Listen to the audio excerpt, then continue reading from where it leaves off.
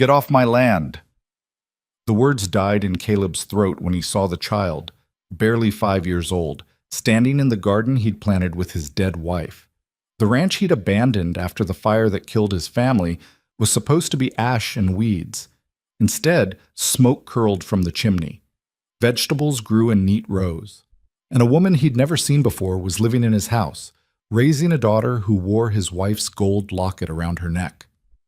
Caleb had come to bury the past. He had no idea he was about to collide with someone else's future. If you want to see how this impossible situation unfolds, stay with me until the end, hit that like button, and drop a comment telling me what city you're watching from so I can see how far this story travels. The dust cloud followed Caleb Mercer for the last 3 miles, thick enough to coat his throat and turn his horse's black coat gray. He didn't mind. Pain was supposed to hurt. Coming back here, after 5 years of drifting through nameless towns, sleeping in barns, and working ranches that belonged to other men, this was supposed to feel like dragging broken glass through his chest. But as the ridge came into view, Caleb felt nothing, just tired. The horse stumbled on loose rocks, and Caleb let him find his own pace. No rush. Whatever waited at the bottom of this valley, burned timber, collapsed fences, the skeletal remains of a life he'd run from, it would still be there whether he arrived at noon or midnight. He'd received the letter 4 weeks ago at a cattle station in Wyoming. Official county business. Dry legal language that translated to one simple message: pay your taxes or lose the land forever. The auction was set for the end of the month. Caleb had thrown the letter into a campfire and watched the edges curl black.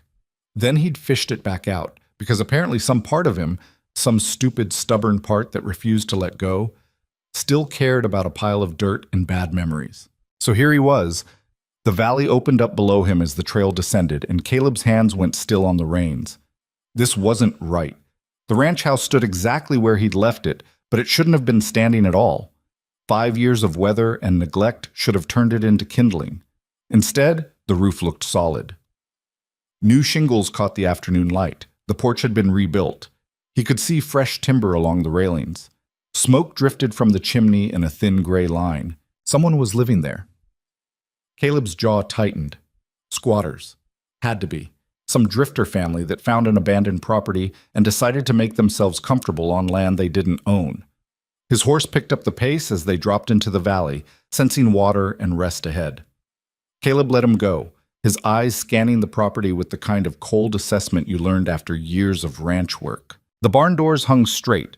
Someone had replaced the hinges. The fence line running along the eastern pasture looked new, posts sunk deep and wire pulled tight. And the garden. Caleb reined his horse to a complete stop. The garden was impossible. He'd planted it 7 years ago with Rebecca, back when they'd first arrived at this valley full of hope and plans that seemed solid as stone. They'd cleared rocks for weeks, mixing manure into the stubborn soil until it was dark and rich. Rebecca had drawn diagrams of where everything should go. Tomatoes along the south side to catch the sun, beans climbing up wooden frames, herbs clustered near the kitchen door. The fire had destroyed all of it, but someone had brought it back. Rows of vegetables stretched across the same plot, organized and weeded, thriving in the mountain air. Whoever lived here knew what they were doing. This wasn't the desperate scraping of squatters trying to survive. This was the work of someone who intended to stay. Hell, Caleb muttered. His horse snorted agreement and kept walking. As they approached the main yard, Caleb caught movement near the barn, something large and white shifting in the shadows. He tensed, hand drifting toward the rifle strapped to his saddle, then relaxed when a massive ram stepped into the sunlight. The animal was built like a boulder with horns, easily 200 pounds of muscle and bad attitude. It stared at Caleb with the kind of flat, evaluating gaze that rams used right before they decided to charge. Easy, Caleb said quietly, though he wasn't sure if he was talking to the ram or himself. The ram didn't move, just stood there blocking the path like a sentry, watching this stranger approach the property with the intensity of something that took its job very seriously. Then a voice, high and clear, cut through the afternoon quiet. Solomon, you're supposed to be checking the north fence, not standing around looking important. Caleb's head snapped toward the sound. A little girl emerged from behind the barn, maybe 5 years old, Wearing a dress that had been patched so many times, the original fabric was hard to identify. Her hair hung in two braids that were coming loose, and her face was smudged with dirt in a way that suggested she'd been working, not playing. She marched straight up to the ram, that massive, dangerous animal, and planted her hands on her hips. "I told you 3 times already. North fence. Remember? Where the posts are wobbly?" The ram, Solomon, apparently, lowered his head and made a sound somewhere between a grunt and a sigh. "Don't give me that attitude the girl said. "You know the rules. We all work around here. Even you." Caleb sat frozen in his saddle, watching this impossible scene unfold. The girl couldn't have weighed more than 40 pounds soaking wet, but she was scolding a ram that could have sent her flying across the yard without breaking a sweat. And the ram was listening. Solomon turned with surprising dignity for something his size and walked, not charged, toward the north pasture like he'd just received orders from a commanding officer. The girl brushed her hands together, satisfied, then finally noticed the stranger sitting 20 feet away on a dusty horse. Her eyes went wide. For a moment, neither of them moved. Caleb had no idea what to say. He'd come here expecting ghosts and emptiness, not a child who apparently ran the place through sheer force of personality. "You lost?" the girl asked finally. Her voice was polite but cautious, the way kids learn to talk to strangers when they grew up in places where strangers were rare and often meant trouble. "No," Caleb said. His own voice came out rougher than he intended. "I'm not lost." "Then what are you doing here?" Honest question, deserved an honest answer. "This is my land," Caleb said. The girl's face shifted, not scared exactly, but calculating, like she was trying to decide if he was telling the truth or just another drifter making up stories. Before she could respond, the front door of the ranch house opened. A woman stepped onto the porch, and Caleb felt something in his chest pull tight. She was tall, built strong from physical work, with dark hair pulled back in a braid that hung past her shoulders. Her dress was simple, worn thin in places but clean, and she held a dish towel in her hands like she'd been interrupted in the middle of something. But it was her face that stopped him. She looked tired, not the shallow tired of a bad night's sleep, but the bone-deep exhaustion of someone who'd been carrying weight for too long without rest. There were lines around her eyes that seemed too deep for someone who couldn't be much past 30. And when she saw Caleb sitting there on his horse, those eyes went careful and hard in a way that told him this woman had learned not to trust strangers. "Chrissy?" she called out, her voice level. "Come here." The little girl, Chrissy, didn't argue. She walked straight to the porch and climbed the steps, positioning herself slightly behind the woman's skirt while still keeping her eyes on Caleb. The woman studied him for a long moment, taking in the dust on his clothes, the rifle on his saddle, the way his horse stood with its head down and exhausted. "You looking for work?" she asked finally. "No," Caleb said. "Then you're lost." "I'm not lost either." The woman's jaw tightened. "Then state your business or move along. We don't have much, but what we do have, we worked for." There was steel in her voice, the kind that came from defending something precious against people who wanted to take it away. Caleb should have just told her the truth, explained who he was, why he was here, what the letter from the county meant. But something about the way she stood on that porch, protective and defiant and so damn tired, made the words stick in his throat. Instead, he heard himself say, "I'm looking for a place to rest my horse. Maybe get some water before I move on." It was a lie, or at least not the whole truth. The woman's eyes narrowed like she was trying to see through him, figure out what he really wanted. Then her shoulders dropped half an inch, not relaxing exactly, but accepting that a man asking for water wasn't the same as a man asking for trouble. "There's a trough by the barn," she said. "You can water your horse. Then I expect you to leave." Understood. Caleb dismounted slowly, keeping his movements easy and predictable. The woman watched him the entire time, her hand resting on Chrissy's shoulder. He led his horse toward the barn, acutely aware of their eyes on his back. The trough was where he remembered it, though someone had rebuilt the frame and added a simple pump mechanism that hadn't been there before. His horse drank deeply while Caleb stood there trying to figure out what the hell he was supposed to do next. This was his land. Legally, officially, with papers and deeds to prove it. He had every right to walk up to that house and tell these people to leave. But when he looked back at the porch, At the woman still standing guard with the little girl pressed against her side, he couldn't make himself do it. You plan on watering that horse all day, or are you actually leaving? Caleb turned. The woman had come down from the porch and was standing 15 feet away, arms crossed. Up close he could see the calluses on her hands, the way her boots were worn through at the heels, the careful way she positioned herself between him and the house. I'll leave, Caleb said, but I need to ask you something first. I don't owe you answers. How long have you been living here? Her eyes flashed. Why does that matter to you? Just asking. And I'm just telling you it's none of your concern. She took a step forward. This land was empty when I found it. Abandoned. Nobody had set foot here in years. I rebuilt everything you're looking at with my own hands.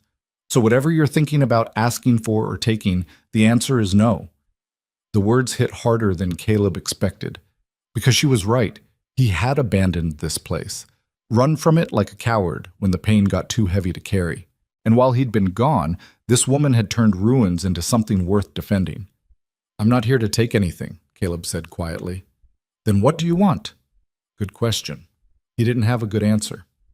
Before he could try to find one, Chrissy appeared at her mother's side. Because that's obviously what they were to each other, mother and daughter, even if biology might say otherwise. Mama, the girl said, tugging on the woman's sleeve. He looks hungry. Chrissy, look at him. When's the last time he ate something that wasn't jerky or hardtack? The woman, Mama, looked down at her daughter with an expression caught between exasperation and reluctant amusement. That's not our problem. But we have extra stew, Chrissy pressed. And you always say it's wrong to send people away hungry. I say that about people we know. So now we know him. Chrissy looked at Caleb with serious eyes. What's your name? Caleb hesitated. Giving his name felt like crossing a line, making this real in a way it hadn't been 30 seconds ago. Caleb, he said finally. See? Chrissy looked triumphant. Now we know him. Caleb can stay for dinner. The woman closed her eyes briefly, like she was asking some higher power for patience with a stubborn child who'd inherited too much of her own personality. When she opened them again, she was looking at Caleb with the kind of assessment that went bone deep. One meal, she said. Then you leave. And if you try anything at all, I've got a shotgun inside that house and I know how to use it. Understood, Caleb said. She held his gaze for another few seconds, then nodded once. Nora, she said. My name's Nora Vale, and that's my daughter Chrissy. Pleased to meet you. We'll see about that. Nora turned and walked back toward the house, her spine straight and her guard still up.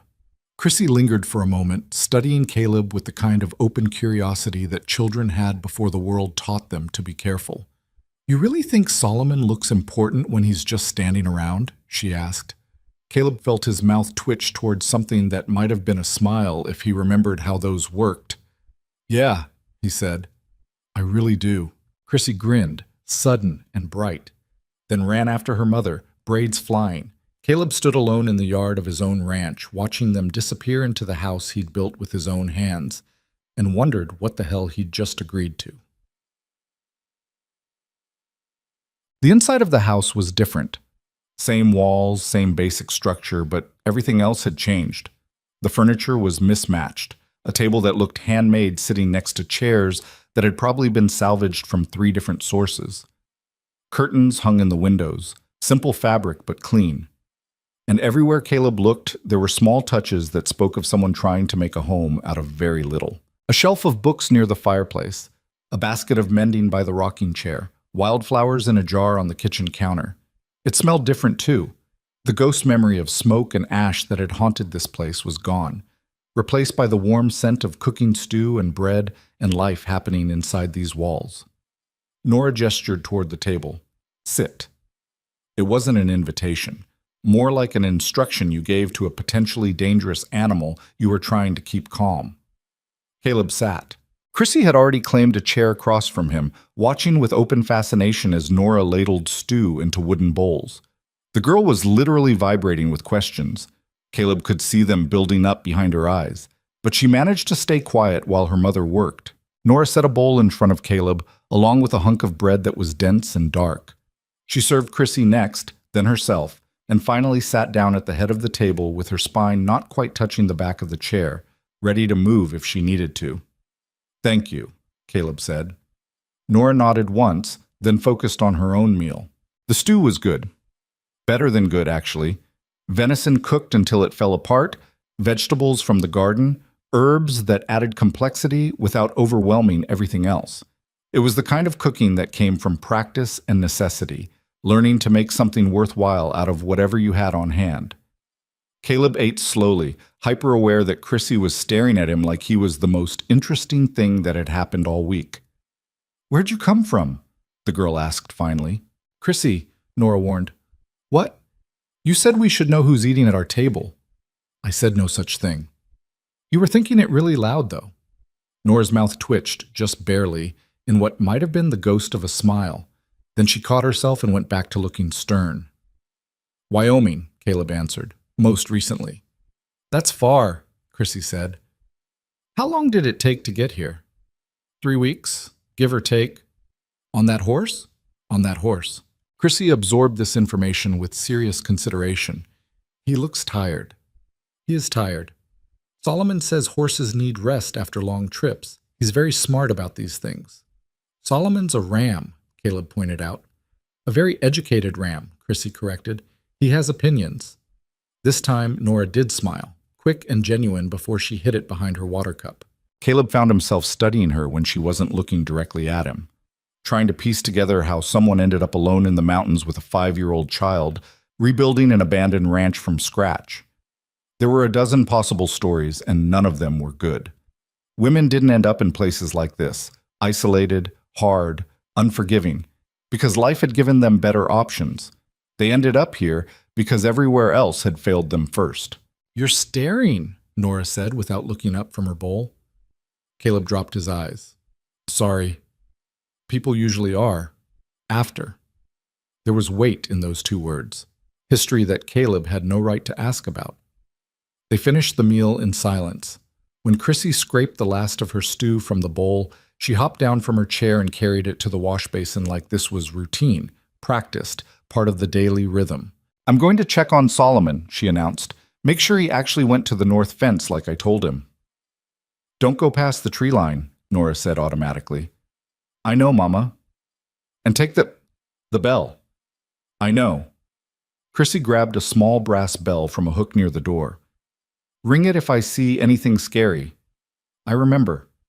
She slipped outside, leaving Caleb and Nora alone in the suddenly quiet house. Nora stood and started clearing the table, her movements efficient and practiced. Caleb rose to help, but she waved him off. "You're a guest. Guests don't clean." "I don't mind." "I do." She paused, hands on the edge of the table, looking at him directly. "Why are you really here, Caleb?" The question hung in the air between them, sharp and unavoidable. Caleb could have lied. Should have lied, probably. Instead, he found himself saying, "I used to live here. Long time ago." Nora went very still. "How long?" "I left 5 years back, after—" He stopped, the words catching in his throat like they always did. "After there was nothing left to stay for." "And now you're back because—" "County sent me a letter. Said if I didn't pay the back taxes, they'd auction the place off." Understanding dawned in Nora's eyes, followed immediately by something that looked like fear trying hard to masquerade as anger. "So this is your land," she said flatly. "Legally, yes. And you're here to throw us off it." "No." The word came out harder than Caleb intended. "That's not why I'm here." "Then why?" Nora's voice climbed half an octave. "You show up out of nowhere, sit at my table, eat my food, and now you're telling me this whole place belongs to you? What am I supposed to think?" "I don't know," Caleb admitted. "I didn't expect anyone to be here. I thought I'd find ruins and weeds and maybe some coyotes living in the barn." "Well, congratulations. You found something else instead." Nora turned away, bracing her hands on the counter. Her shoulders were shaking, not with tears, Caleb realized, but with the effort of holding back rage and terror in equal measure. "I rebuilt this place," she said, her voice low and fierce. "Board by board, fence post by fence post. I cleared that garden with my bare hands while I was 7 months pregnant because I had nowhere else to go. No family, no money, No options except here or the streets. She spun back to face him. So if you're planning to take it away from us, just do it now. Don't drag it out. Don't pretend to be kind. Just tell me to leave so I can figure out where the hell my daughter and I are going to sleep tonight. The words hit Caleb like fists. He stood there in the middle of the kitchen, his kitchen, technically, and realized he'd stumbled into someone else's entire life without any plan for what to do next. I'm not taking anything, he said quietly. I came here to pay the taxes, keep the county from auctioning the place off. That's all. And after that? I don't know. That's not good enough. Nora's eyes were blazing now. I need to know if my daughter has a home tomorrow, next week, next month. I need to know if everything I've built here is about to disappear because some stranger decided to show up and reclaim property he abandoned 5 years ago. She was right to be angry. Caleb knew that, but knowing it didn't make the words any easier to find. I'm not going to throw you out, he said finally. Whatever happens next, I'm not doing that. Why should I believe you? Because I've got nowhere else to be either. The confession hung between them, raw and honest in a way Caleb hadn't intended. Nora stared at him, searching his face for signs of deception or ulterior motives. Whatever she saw there made her shoulders drop slightly, some of the fight draining out of her posture. The auction's at the end of the month, Caleb continued. I've got enough money to cover what's owed. Once that's settled, we can figure out the rest. What rest is there to figure out? Nora asked. Either this is your land or it's mine. Maybe it's both. That's not how property works. I know. Caleb ran a hand through his hair, trying to organize thoughts that refused to line up properly. Look, I don't have answers right now, but I'm not going to disrupt what you've built here, not after seeing how hard you've worked for it. Nora didn't respond immediately. She turned back to the counter, picked up a dish towel, and started wiping down surfaces that were already clean. Caleb recognized the motion. Something to do with your hands when your mind was racing too fast to stand still. There's a room off the barn, Nora said finally. Used to be storage. It's got a cot and a lantern. You can sleep there tonight. You don't have to. I'm not doing it for you. Her voice was sharp again. I'm doing it because sending you away when you've got nowhere to go would make me exactly like the people who sent me away when I needed help. And I refuse to be like them. Caleb understood. This wasn't kindness. It was principle. Thank you, he said. Nora nodded without looking at him. Breakfast is at dawn. If you're still here, you work. That's the rule. Everyone works. Fair enough. And stay away from my daughter. The protective edge in her voice was sharp enough to cut. Caleb met her eyes and held them. I'm not a danger to her. You're a strange man who showed up claiming to own the land we live on. That makes you a danger by definition. Nora crossed her arms. So I'm going to say it one more time, clear as I can make it. Stay away from Chrissy. If you've got business here, you deal with me. Understood. They stood in the kitchen that existed somewhere between his past and her present, two people who'd both learned that survival meant building walls and defending them fiercely. Outside, Caleb could hear Chrissy's voice calling to Solomon, bright and unconcerned with the complicated adult tensions happening inside the house. The room's around the back of the barn, Nora said. You'll find blankets in the chest. Caleb nodded and headed for the door. His hand was on the handle when Nora spoke again. Caleb. He turned. If you're lying to me about any of this, I will make you regret it. It wasn't a threat, just a statement of fact. I'm not lying, Caleb said. Their eyes held for another few seconds. Then Nora turned away, dismissing him. Caleb stepped out into the evening air, pulling the door closed behind him. The sun was dropping toward the western ridge, painting the valley in shades of gold and amber that he remembered from before. From when this place had been home instead of a graveyard, he couldn't bring himself to visit. Chrissy was in the north pasture with Solomon, inspecting fence posts with the seriousness of a foreman reviewing a work crew. The ram stood patiently while she climbed on the lower rail to test the stability of the upper beams. Caleb walked to the barn, found the room Nora had mentioned, barely bigger than a closet, but clean and dry, and dropped his saddlebag on the cot. Then he sat down and put his head in his hands. This was supposed to be simple. Pay the taxes, sell the land, move on. But nothing about the woman in that house, or the child inspecting fences, or the garden growing where Rebecca had planted one 7 years ago was simple. Caleb had spent 5 years running from this place, convinced that distance would make the pain smaller. Manageable. Bearable. Instead, he'd just carried it with him, and now he was right back where it started, except someone else had built a life on top of the ruins while he was gone. He lay back on the cot and stared at the ceiling, listening to the sounds of the ranch settling into evening. Chickens making their way to the coop. Solomon's heavy footsteps as he patrolled the property. Nora's voice calling Chrissy in for the night. Familiar sounds, echoes of a life he'd thought was dead and buried. Caleb closed his eyes and tried to convince himself he'd leave in the morning. He was still trying when he finally fell asleep. Caleb woke to the sound of chickens and someone cursing softly outside the barn. He sat up too fast, forgetting where he was for a disorienting moment. The cot creaked under his weight. Early morning light filtered through the gaps in the wallboards, turning the small room gray and cold. His back hurt. Everything hurt, actually, in that specific way that came from sleeping on a surface designed more for storage than comfort. But the pain felt distant, secondary to the realization that he'd actually stayed the night. The cursing outside continued, punctuated by the sound of tools clanging against metal. Caleb pulled on his boots and stepped into the yard.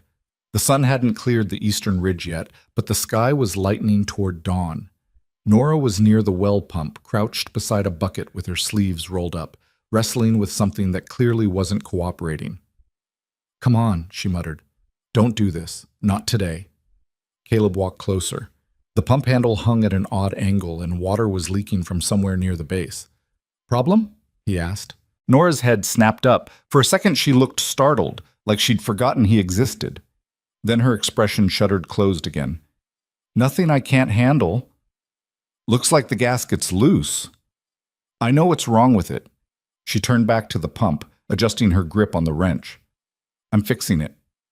Caleb watched her struggle with the bolt for another 30 seconds before he couldn't take it anymore. "You're turning it the wrong way." Nora stopped, looked at the wrench, looked at him. "I'm aware of which direction loosens and tightens a bolt. Thank you very much." "Then why are you tightening it when the gasket needs to come off?" Her jaw clenched. "Because I'm trying to secure the housing first so the whole thing doesn't fall apart when I—" She stopped, took a breath. "You know what? If you're so sure you know better, be my guest." She stood up and stepped back, gesturing at the pump with exaggerated courtesy. Caleb knelt beside it. The problem was obvious once you got close enough to see the actual mechanism. The housing had shifted off its base, which meant tightening anything was just going to make it worse. He repositioned the housing, tightened the bolts in the correct sequence, then replaced the gasket Nora had already pulled out and left sitting in the dirt. The whole thing took maybe 3 minutes. When he worked the handle, water flowed clean and steady without any leaks. "There," he said, standing up. Nora stared at the pump like it had personally betrayed her. "I was about to do that exact same thing," she said. "Sure. I was. I just needed to—" She stopped, seemed to realize she was defending herself to a man she'd known for less than 24 hours. "Whatever, thanks." It might have been the least gracious thank you Caleb had ever received, but he'd take it. "Breakfast is in 10 minutes, Nora said, turning toward the house. "If you want to eat, show up on time. I don't keep food warm for stragglers." She walked away before Caleb could respond. He looked at the pump, then at the barn, then at the house where smoke was starting to curl from the chimney. The smart thing would be to saddle his horse and leave now, before he got any more tangled up in whatever complicated situation he'd stumbled into. Instead, Caleb went to check on his horse and make sure the animal hadn't decided to kick down a wall during the night. Breakfast was eggs, bread, and coffee so strong it could have stripped paint. Chrissy sat across from Caleb again, this time wearing a different dress that was also patched in at least 6 places. Her hair was braided neat and tight, though one ribbon was green and the other was blue. "Solomon says you fixed the pump," Chrissy announced. "Solomon wasn't there," Nora said. "He knows things anyway. He's very perceptive." Caleb took a careful sip of coffee and tried not to make eye contact with either of them. "Your horse needs a new shoe," Chrissy continued. "Front left. It's coming loose." Caleb blinked. "How do you know that?" "I checked this morning. You should always check horses after long trips. That's basic animal care." "Chrissy," Nora warned. "What?" "I was just making sure he was okay. He seemed sad yesterday." "Horses don't get sad." This one did. You could see it in his eyes. Nora closed her eyes briefly, like she was counting to 10 inside her head. Eat your breakfast. Chrissy ate 2 bites, then looked at Caleb again. Are you staying? The question landed in the middle of the table like something breakable. Chrissy, that's not… Nora started. I'm just asking. If he's staying, we should know. Solomon needs to plan the patrol schedule. Solomon is a ram. He doesn't have a patrol schedule. He does now. Ever since that coyote got near the chicken coop last month, he's been very serious about perimeter security. Caleb watched this exchange with the growing realization that Chrissy was either the most creative child he'd ever met, or she genuinely believed her ram had opinions on ranch management, possibly both. I'm staying for a bit, Caleb said finally. My horse does need that shoe fixed, and there's business I need to take care of in town. What kind of business? Chrissy asked. The boring kind. Taxes, Nora said quietly. Caleb looked at her. She was staring at her plate, fork held too tight in her hand. Yeah, he confirmed. Taxes. They finished breakfast in silence. When Chrissy carried her plate to the wash basin, Nora spoke without looking up. There's a forge in town. A man named Garrett runs it. He can handle the shoe. I can do it myself if you've got the tools. I don't. She finally met his eyes. I've got a hammer and nails and basic carpentry equipment. Nothing for metalwork. Then I'll go to town. Take the Eastern Trail. It's longer, but the road's better maintained.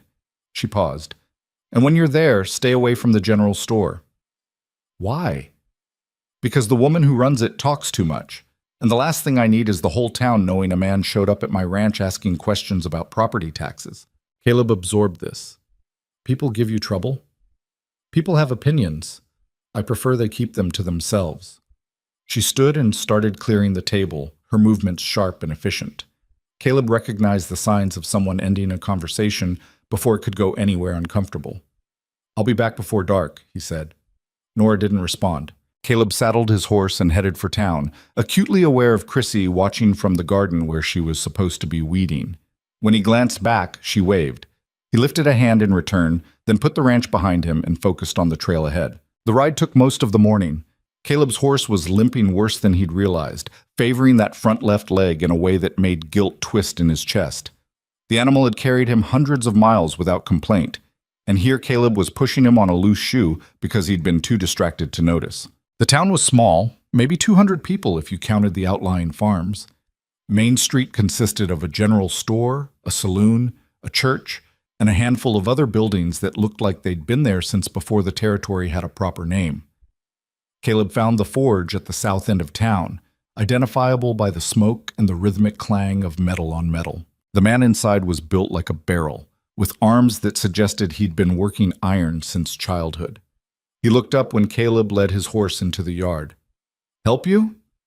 Horse needs a shoe, front left. The blacksmith, Garrett, if Nora had the name right, walked over and lifted the hoof without asking permission. He examined it with the quick efficiency of someone who'd seen 1,000 shoes and could spot a problem in seconds. Could have lost it completely if you'd kept riding, he said. Lucky you stopped when you did. How long to fix it? Hour, maybe less?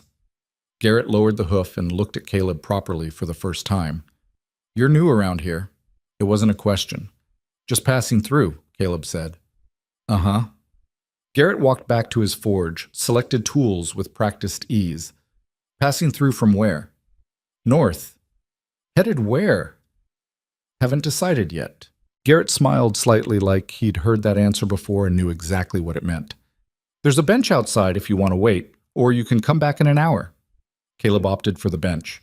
He sat in the morning sun and watched the town move around him with the slow, predictable rhythm of a place where everyone knew everyone and strangers were noticed immediately. 2 women walked past carrying baskets, their conversation stopping dead when they saw him. An old man leading a mule nodded politely, but didn't speak. A group of children ran by chasing a dog, their laughter cutting through the quiet.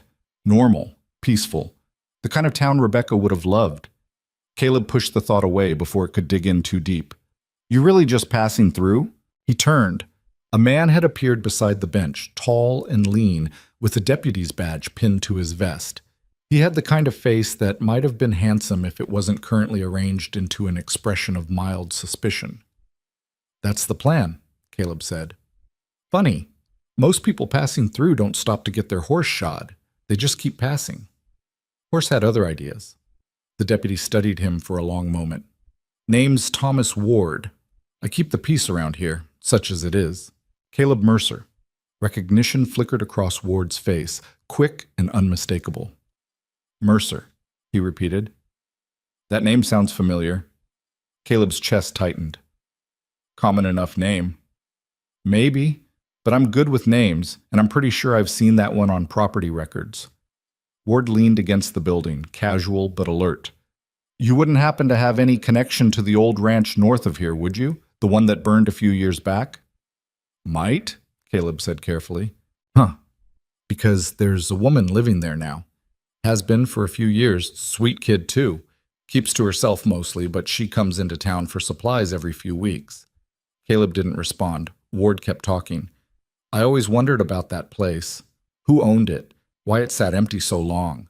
Now here you are, showing up out of nowhere, and suddenly I'm putting pieces together. I'm not here to cause trouble, Caleb said. Didn't say you were. But that woman and her daughter, they've been through enough without someone showing up trying to claim land out from under them. That's not what I'm doing. No?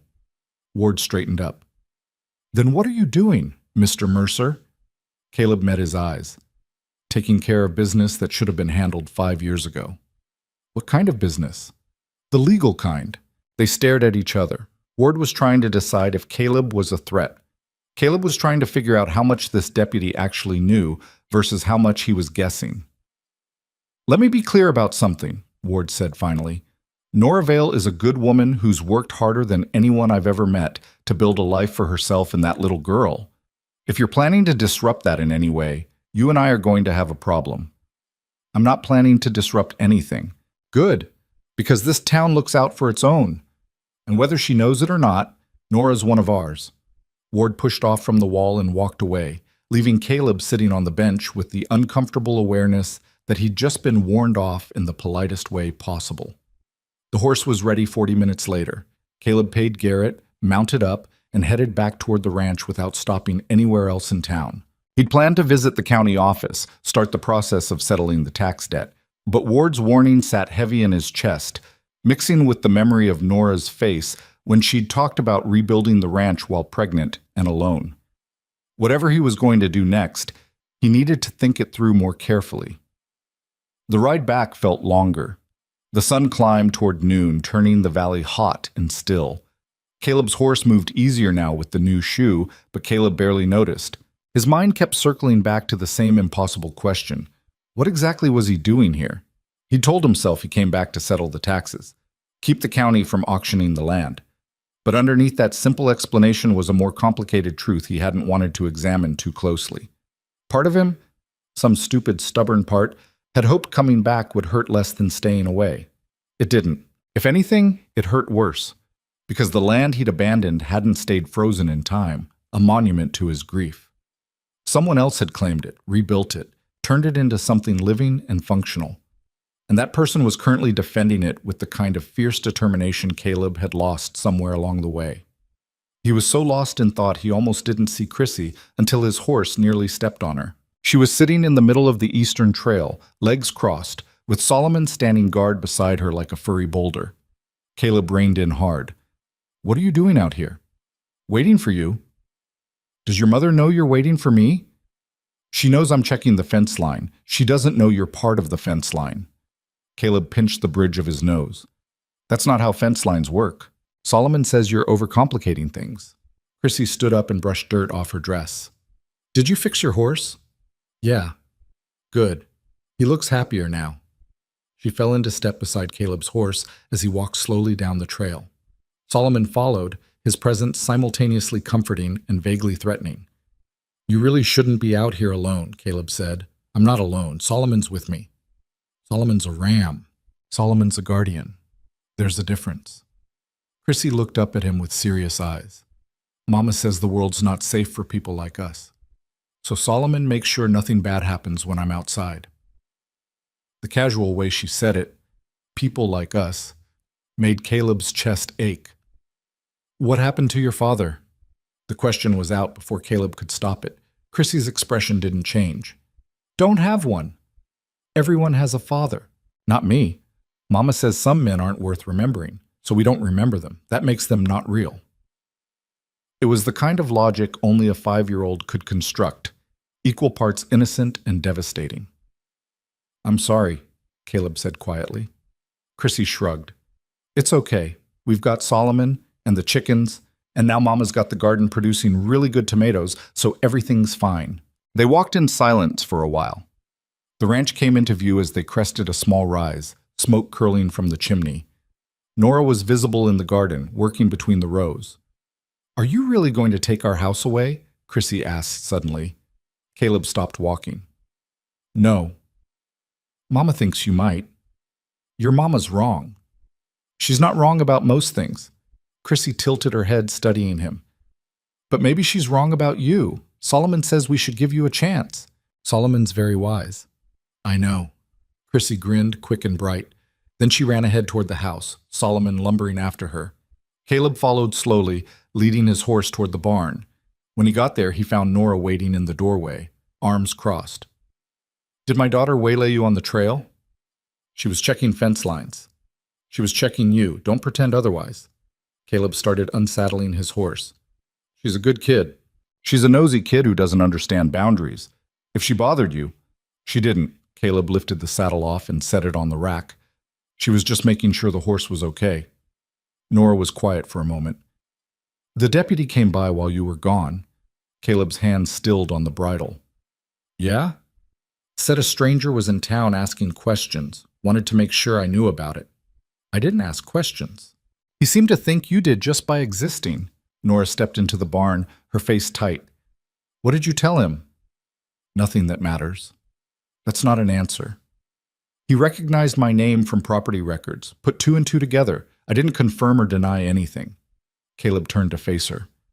But he made it real clear that this town considers you one of theirs. The town doesn't know a damn thing about me. Maybe not, but they're protective anyway. Nora's expression shifted into something complicated. They're protective because they pity me.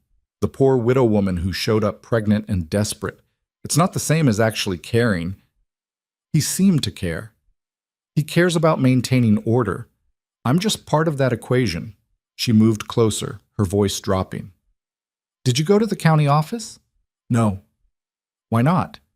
Needed time to think. About what? Caleb met her eyes. About whether settling those taxes is going to make your life better or worse. Nora went very still. What's that supposed to mean? It means once the county knows someone's paying attention to this property again, they're going to start asking questions about who's living here, under what arrangement, whether it's legal. I've been living here for 3 years. Nobody's asked questions yet, because nobody cared about abandoned land. But if I pay those taxes, it's not abandoned anymore. It's active property with an active owner, and that changes things. Nora's face had gone pale. So what are you saying? That you can't pay the taxes because it might expose me? I'm saying I need to think about the best way to handle this so you and Chrissy don't end up worse off than you already are. We're not worse off. We're surviving. Barely, Caleb said quietly. The word hung between them like an accusation. Nora's hands clenched into fists. You don't know anything about how we live. I know enough. I know you're one bad winter away from losing everything. I know you can't afford a doctor if Chrissy gets sick. I know you're defending this place alone against anyone who decides they want it more than you do. And whose fault is that? The words came out sharp and bitter. You're the one who left it empty. You're the one who abandoned property and let it rot. Don't stand here now acting like you're concerned about my well-being when you're the reason I'm in this position in the first place. She was right. Caleb knew it in his bones. I'm trying to fix that, he said. By doing what? Thinking about it? Nora stepped closer, her eyes blazing. I don't need you to think about my problems. I need you to either help or get out of the way. I'm trying to help. Then help. Pay the taxes. Sign whatever papers need signing. Make sure the county knows this land isn't going to auction. Then leave if that's what you want to do. But don't stand here pretending your hesitation is about protecting me when it's really about protecting yourself. The accusation hit harder than it should have. That's not what this is, Caleb said. Isn't it? Nora's voice was shaking now. You're scared. I can see it. You're scared of dealing with this place, these memories, whatever happened here that made you run. And now you're using me as an excuse to avoid it. That's not... Prove it. She cut him off. Go to town tomorrow, settle the taxes. Do what you came here to do. Then we can figure out what happens next. They stared at each other in the dim barn light, two people caught between past and present with no clear path forward. Okay, Caleb said finally. I'll go tomorrow. Nora nodded once, sharp and decisive. Then she turned and walked out, leaving Caleb alone with his horse and the growing realization that nothing about this situation was going to resolve itself cleanly. That night, Caleb lay on the cot in the storage room and listened to the ranch settle into darkness. Somewhere in the distance, a coyote called out. Solomon answered with a low, warning sound that suggested the ram took his security duties very seriously. Caleb must have dozed off eventually, because the next thing he knew, someone was shaking his shoulder. He jolted awake, hand reaching for a weapon that wasn't there. Chrissy stood beside the cot, holding a lantern.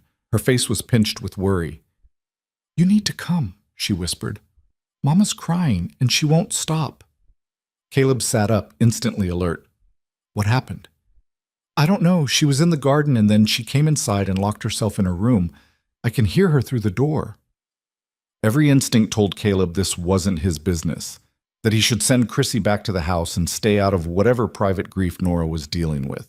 But the look on the girl's face, scared and helpless and desperately hoping an adult could fix this, made staying put impossible. He followed Chrissy across the dark yard. The house was quiet except for the sound coming from Nora's room. Not loud crying, but the kind of muffled, broken sound someone made when they were trying hard not to be heard. "Mama?" Chrissy knocked on the door. "Mama, please. Caleb's here." The crying stopped. There was a long silence, then movement inside the room. The door opened. Nora stood there, her face blotchy and her eyes red. She looked at Chrissy first, then at Caleb, and something in her expression crumbled. "I found it," she said, her voice raw. "In the garden. I was planting lettuce, and I found it." She held out her hand. Lying in her palm was a small, carved wooden horse. Caleb's world tilted sideways. He'd made that horse. 7 years ago, during the winter before the fire. Made it for his son, Daniel, who'd been obsessed with the wild horses that sometimes came down from the high country. Daniel had carried that horse everywhere. It had been in his pocket the night the fire started. Caleb had assumed it burned with everything else. "There's more," Nora whispered. "I found a spool of thread, a child's shoe, and this." She reached into her pocket and pulled out a gold locket. The locket Rebecca had worn every single day of their marriage. Caleb couldn't breathe. The room was spinning, or maybe he was spinning, or maybe the entire world had just tilted off its axis. "I didn't know," Nora was saying. "I swear I didn't know. When I found these things, I thought they were just remnants, things left behind by whoever lived here before. I didn't realize." She trailed off, looking at his face. Caleb took the locket from her hand. His fingers were shaking. He opened it carefully, and there they were, 2 tiny portraits he'd commissioned in town. Rebecca on one side, Daniel on the other. Both gone. Both dead. Both buried under the garden that Nora had rebuilt with her own hands. "I'm sorry," Nora said. "I'm so sorry. If I'd known, it's not your fault." The words came out automatic, hollow. Chrissy was staring at them both, trying to understand what was happening. Caleb closed the locket and handed it back to Nora. "Keep it," he said. "I can't keep it." His voice was firmer now. "Or bury it again. I don't care. I can't hold on to these things." Nora's eyes were wide, shocked. "Caleb?" But he was already moving, walking past her, past Chrissy, out of the house and into the night air. He made it halfway across the yard before his legs gave out. Caleb sank to his knees in the dirt, and for the first time in 5 years, he let himself actually feel it. The weight of loss that he'd been carrying like stones in his chest, the guilt that followed him from town to town, the grief he'd tried to outrun by never staying anywhere long enough for it to catch up. It caught up. And it destroyed him all over again, right there in the yard of the ranch he'd abandoned, under stars that didn't care about human suffering. He didn't know how long he stayed like that. Could have been minutes. Could have been hours. Eventually, he felt something warm settle against his side. Solomon. The ram had approached silently and now stood pressed against Caleb like an anchor, solid and steady and somehow exactly what he needed. A blanket dropped around Caleb's shoulders. Nora sat down beside him, not touching, just present. They stayed like that until the sky started lightening toward dawn, two broken people and a vigilant ram keeping watch together in the quiet. When the sun finally broke over the eastern ridge, Caleb was still sitting in the dirt with Solomon pressed against his side and Nora a silent presence beside him. The blanket around his shoulders smelled like wood smoke and soap, and his knees had gone numb from kneeling too long in one position. He didn't move. Neither did Nora. The ranch woke up around them. Chickens emerged from the coop, pecking at the ground in their endless search for food. Somewhere in the distance, a hawk called out.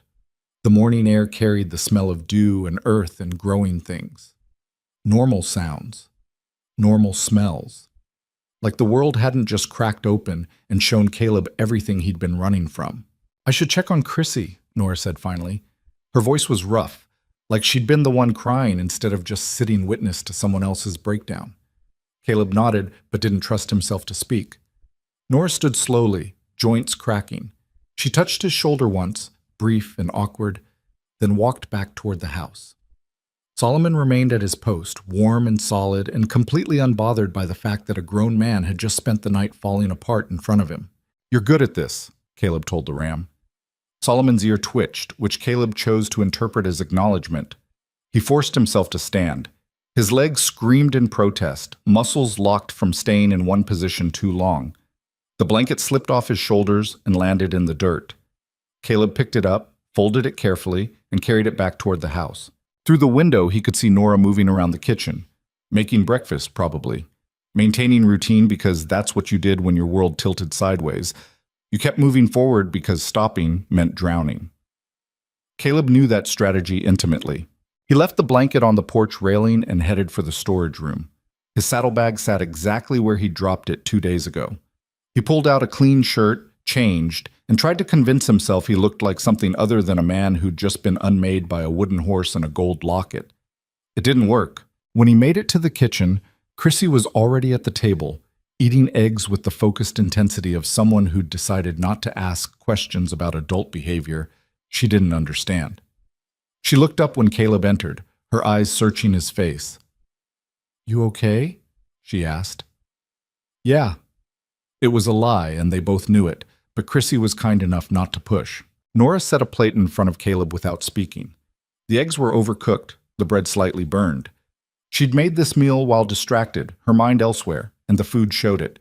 Caleb ate anyway. They sat in silence that felt different from the comfortable quiet of the past few mornings. This silence had weight, texture. It pressed down on all three of them like something physical. "I need to go to town today," Caleb said finally. "Handle the tax situation." Nora nodded, still not meeting his eyes. "Good." After that, he stopped, unsure how to finish the sentence.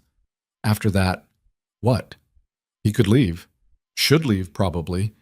He'd done what he came here to do, or he would once he actually paid the county office.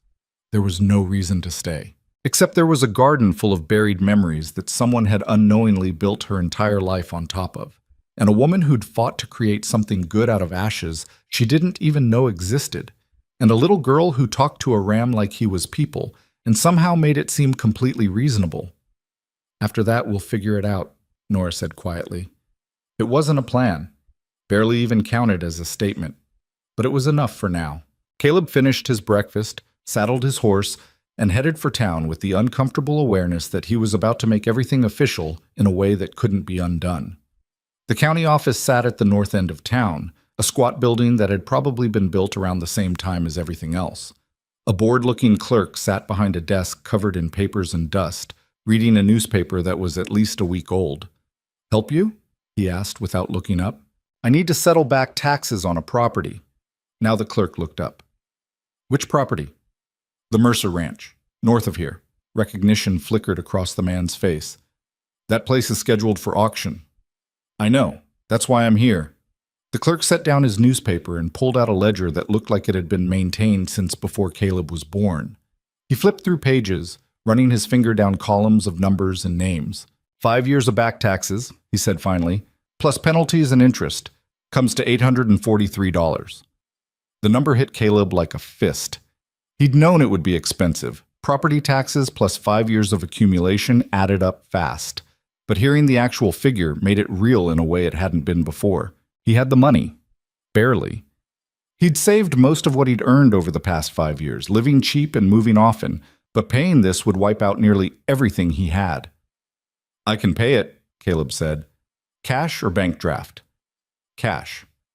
The clerk's eyebrows went up slightly, but he didn't comment, just pulled out the necessary forms and started filling in details with the slow precision of someone who'd done this 1,000 times. Caleb counted out the money, bills worn soft from being carried too long, coins that had lost their shine.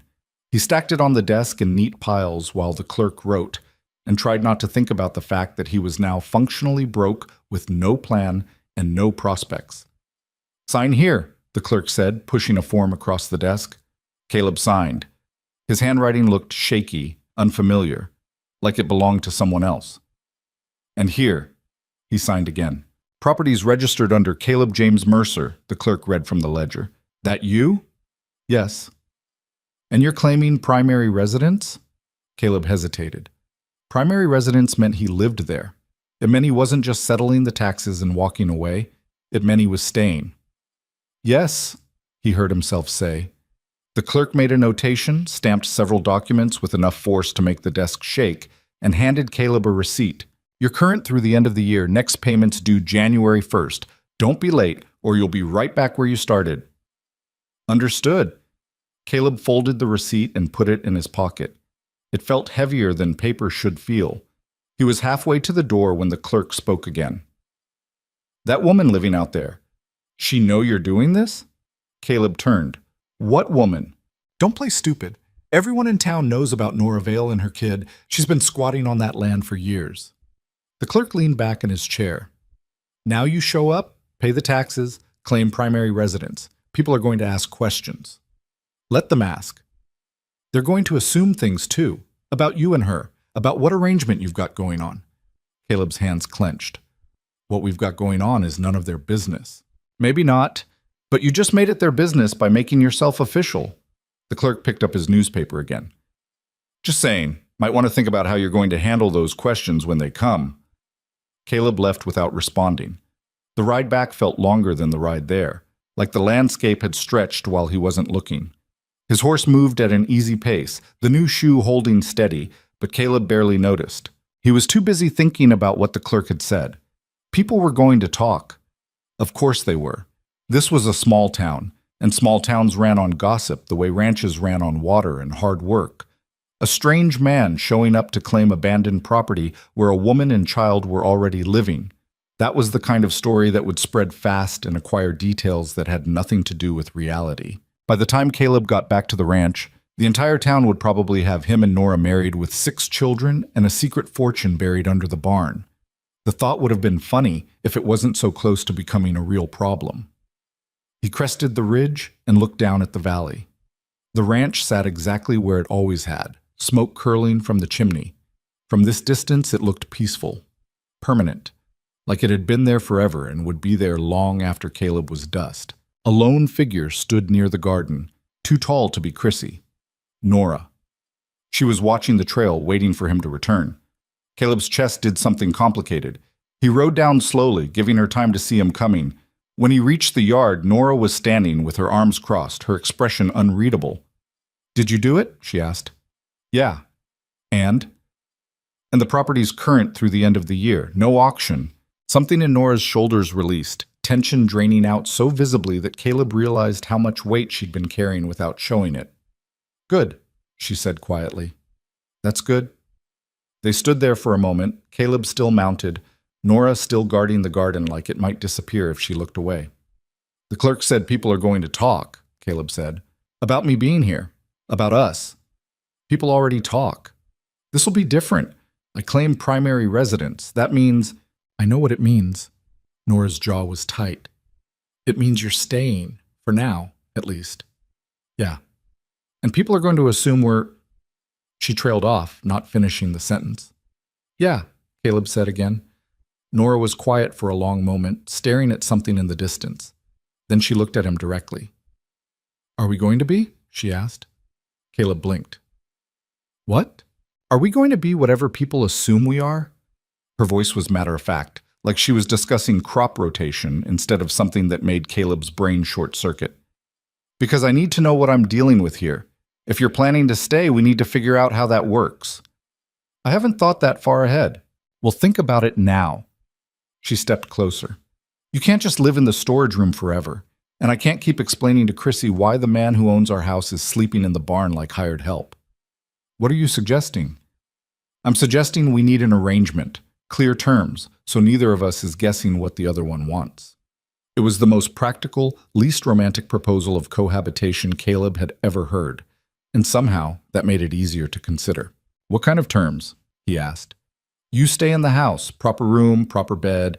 You work the ranch same as me. We split responsibilities, pool resources, make decisions together. She paused. And we tell people you're my husband. Caleb nearly fell off his horse. What? Not for real, Nora clarified quickly. Just for appearances. It'll stop the gossip before it starts. And it'll protect Chrissy from questions about why a strange man is suddenly living with us. That's lying. That's survival. Her eyes were hard now. I've been defending my right to exist in this valley for 3 years. I'm tired of it. If saying you're my husband makes people leave me alone, then that's what I'm going to say. And what happens when they find out the truth? What truth? That we're two people trying to survive on difficult land in difficult circumstances? That we made an arrangement that benefits both of us? She shook her head. There's no law that says a man and woman can't live together and work together without being romantically involved.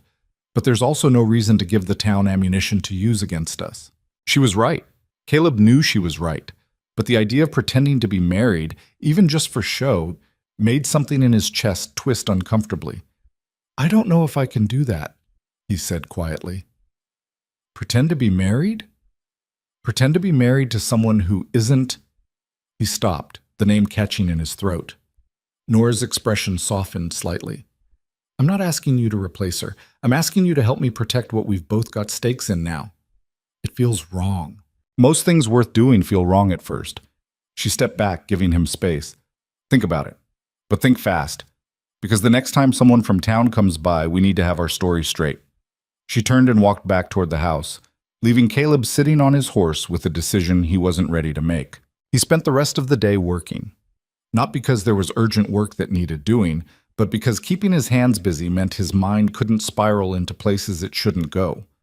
He repaired fence posts that were barely damaged. He organized tools in the barn that were already organized. He checked every hinge, every board, every possible thing that could be fixed or improved. Chrissy found him around mid-afternoon leading Solomon on what she called a training exercise, but looked more like a leisurely walk around the property. You're thinking really loud, she announced. Caleb looked up from the fence post he was reinforcing. What? You're thinking. It's loud. Solomon says it's distracting him from his security duties. Solomon needs to mind his own business. This is his business. You're part of the ranch now. That makes you his responsibility. Caleb set down the hammer and leaned against the fence. Your mama talked to you about me staying. Yeah. What do you think about that?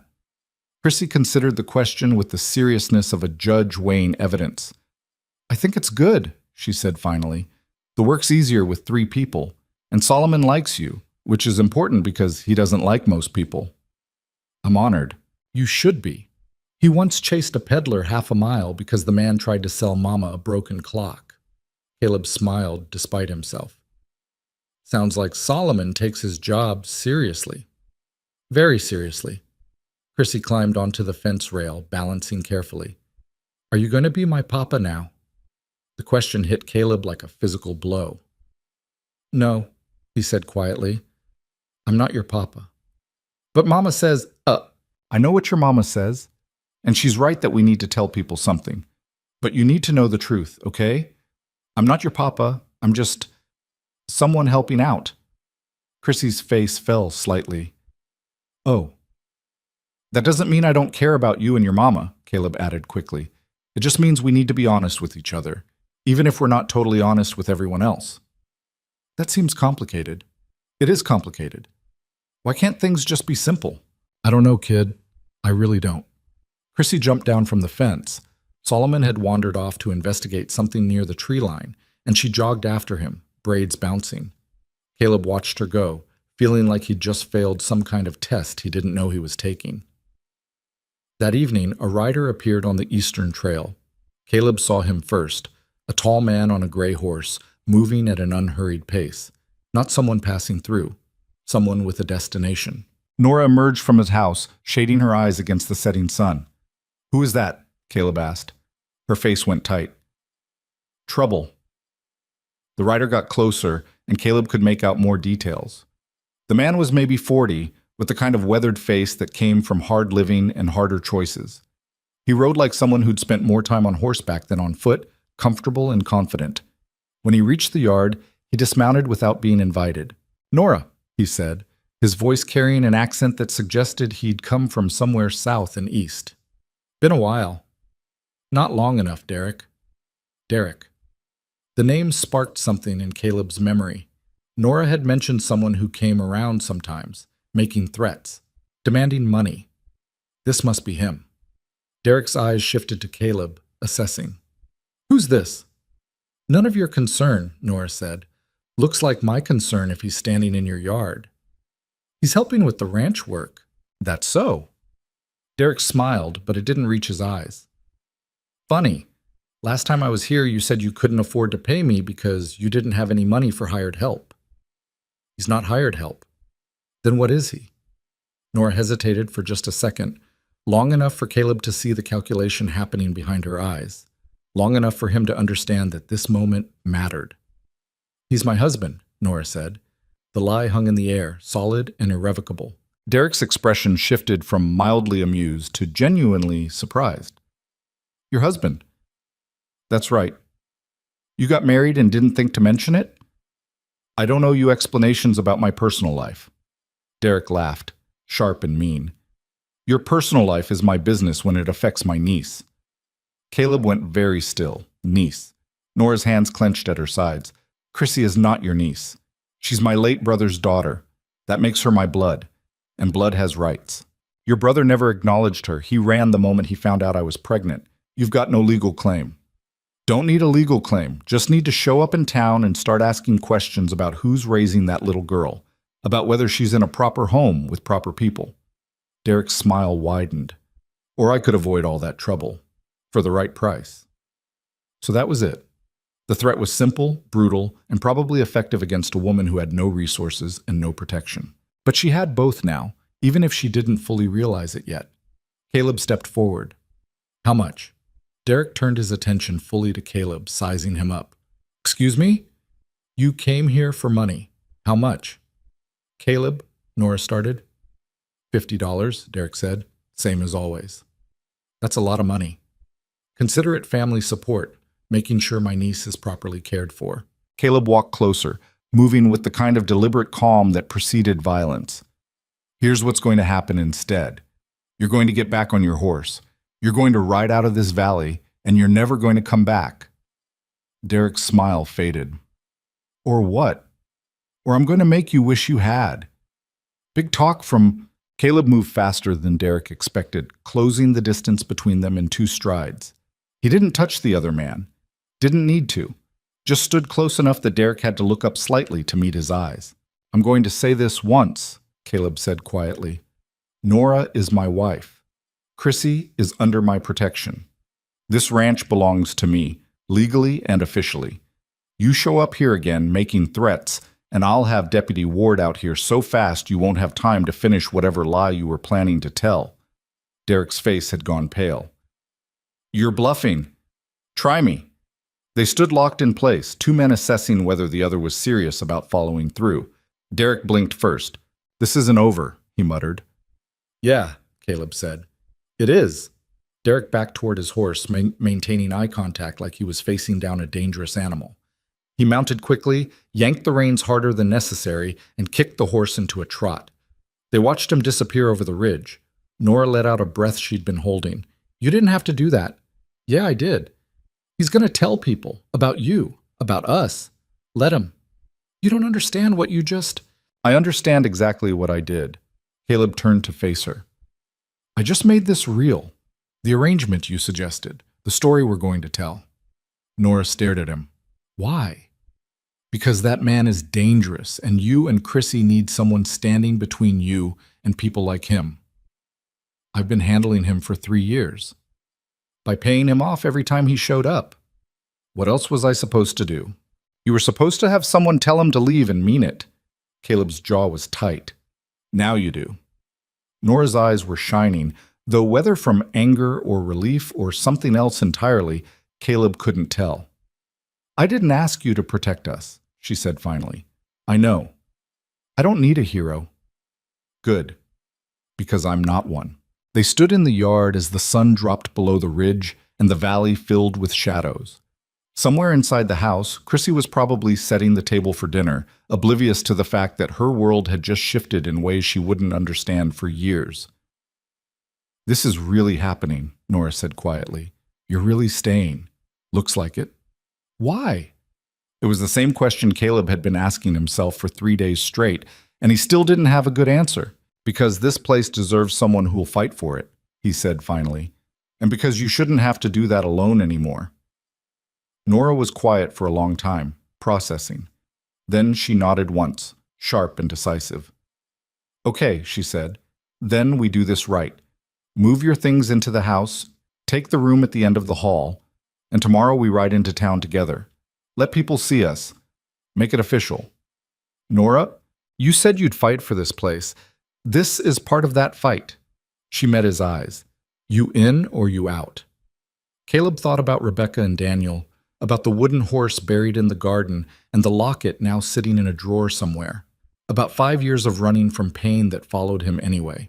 And then he thought about Nora rebuilding this ranch board by board while pregnant and alone, about Chrissy ordering Solomon around like a general commanding troops, about a life he could maybe build on top of ruins if he just had the courage to try. I'm in, he said. Nora's shoulders dropped, relief washing over her face. Good, she said, because I really didn't want to fight Derek alone anymore. She turned and headed back to the house, leaving Caleb standing in the gathering dark with the weight of a decision that would change everything. He looked up at the sky, stars just starting to emerge, the same stars that had watched him leave this place 5 years ago. Then he went to the storage room, gathered his belongings, and carried them toward the house where a woman and child were waiting, toward something that might eventually feel like home again if he could just figure out how to let it. The room at the end of the hall was smaller than Caleb expected. A bed, a dresser with a cracked mirror, and a window that looked out over the northern pasture. The walls were bare except for a water stain in the corner that someone had tried to scrub away and failed. It smelled like dust and old wood, and the faint ghost of lavender sachets. Caleb set his saddlebag on the bed and stood there feeling like an intruder in a space that had clearly been empty for a long time. The floorboards creaked under his weight. Through the thin wall, he could hear Nora moving around in her own room, the sound of drawers opening and closing. He unpacked slowly. 2 spare shirts, an extra pair of pants, the gun he rarely used but carried anyway, a shaving kit that had seen better days. And at the bottom, wrapped in an old bandana, the receipt from the county office proving he'd paid the taxes and claimed primary residence. He stared at that piece of paper for a long time before tucking it into the dresser drawer. A soft knock on the doorframe made him turn. Chrissy stood there holding a folded blanket, her expression serious. Mama says you might need this. The nights get cold. Thanks. She walked in and set the blanket on the bed, then looked around the room with the assessing eye of someone conducting an inspection. This used to be the spare room, she said. Mama thought about using it for storage, but she said it felt wrong to fill it up with junk. Like the room was waiting for something. Waiting for what? Chrissy shrugged. She never said, but I guess it was waiting for you. The simplicity of the statement hit harder than it should have. Chrissy, about earlier, Caleb started. I know you're not really my papa. She cut him off, still looking around the room instead of at him. I'm not stupid. I never thought you were. Mama explained it. She said sometimes people have to pretend things are different than they really are, to protect each other. That's right. So when people ask, you're my papa, but when it's just us, you're Caleb. She finally looked at him. Is that how it works? Yeah, that's how it works. Chrissy nodded, processing this information with the same seriousness she applied to everything else. Then she moved closer and lowered her voice like she was sharing a secret. Can I tell you something? Sure. I'm glad you're staying, even if it's pretend.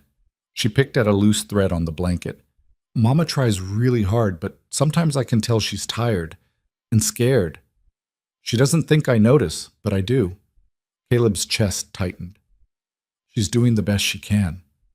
I know, but maybe her best can be a little easier now, with you here. Chrissy looked up at him with eyes that were far too knowing for a 5-year-old. That's okay, right? That I'm glad? Yeah, kid, that's okay. She smiled, quick and bright, then ran out of the room before Caleb could say anything else. He sat on the edge of the bed and put his head in his hands. 3 days ago, he'd been a drifter with no ties and no responsibilities beyond keeping himself fed and his horse healthy. Now he was living in a house with a woman and child, pretending to be a husband and father, and somehow it felt less like a lie than anything he'd done in the past 5 years. Dinner that night was quiet, but less tense than breakfast had been. Nora had made stew again. This time it wasn't burned, and they ate while Chrissy narrated Solomon's entire day in excruciating detail. And then he found a weird rock near the south fence, and he spent like 10 minutes just staring at it. I think he was trying to decide if it was a threat. Did he reach a conclusion? Caleb asked. He's still gathering evidence. Solomon's very thorough about these things. Nora hid a smile behind her water cup. After dinner, Chrissy was sent to bed despite her protests that she wasn't tired and Solomon needed her help with evening patrol. Nora won the argument through sheer force of maternal authority, and Chrissy trudged off to her room with all the drama of someone being sent to prison.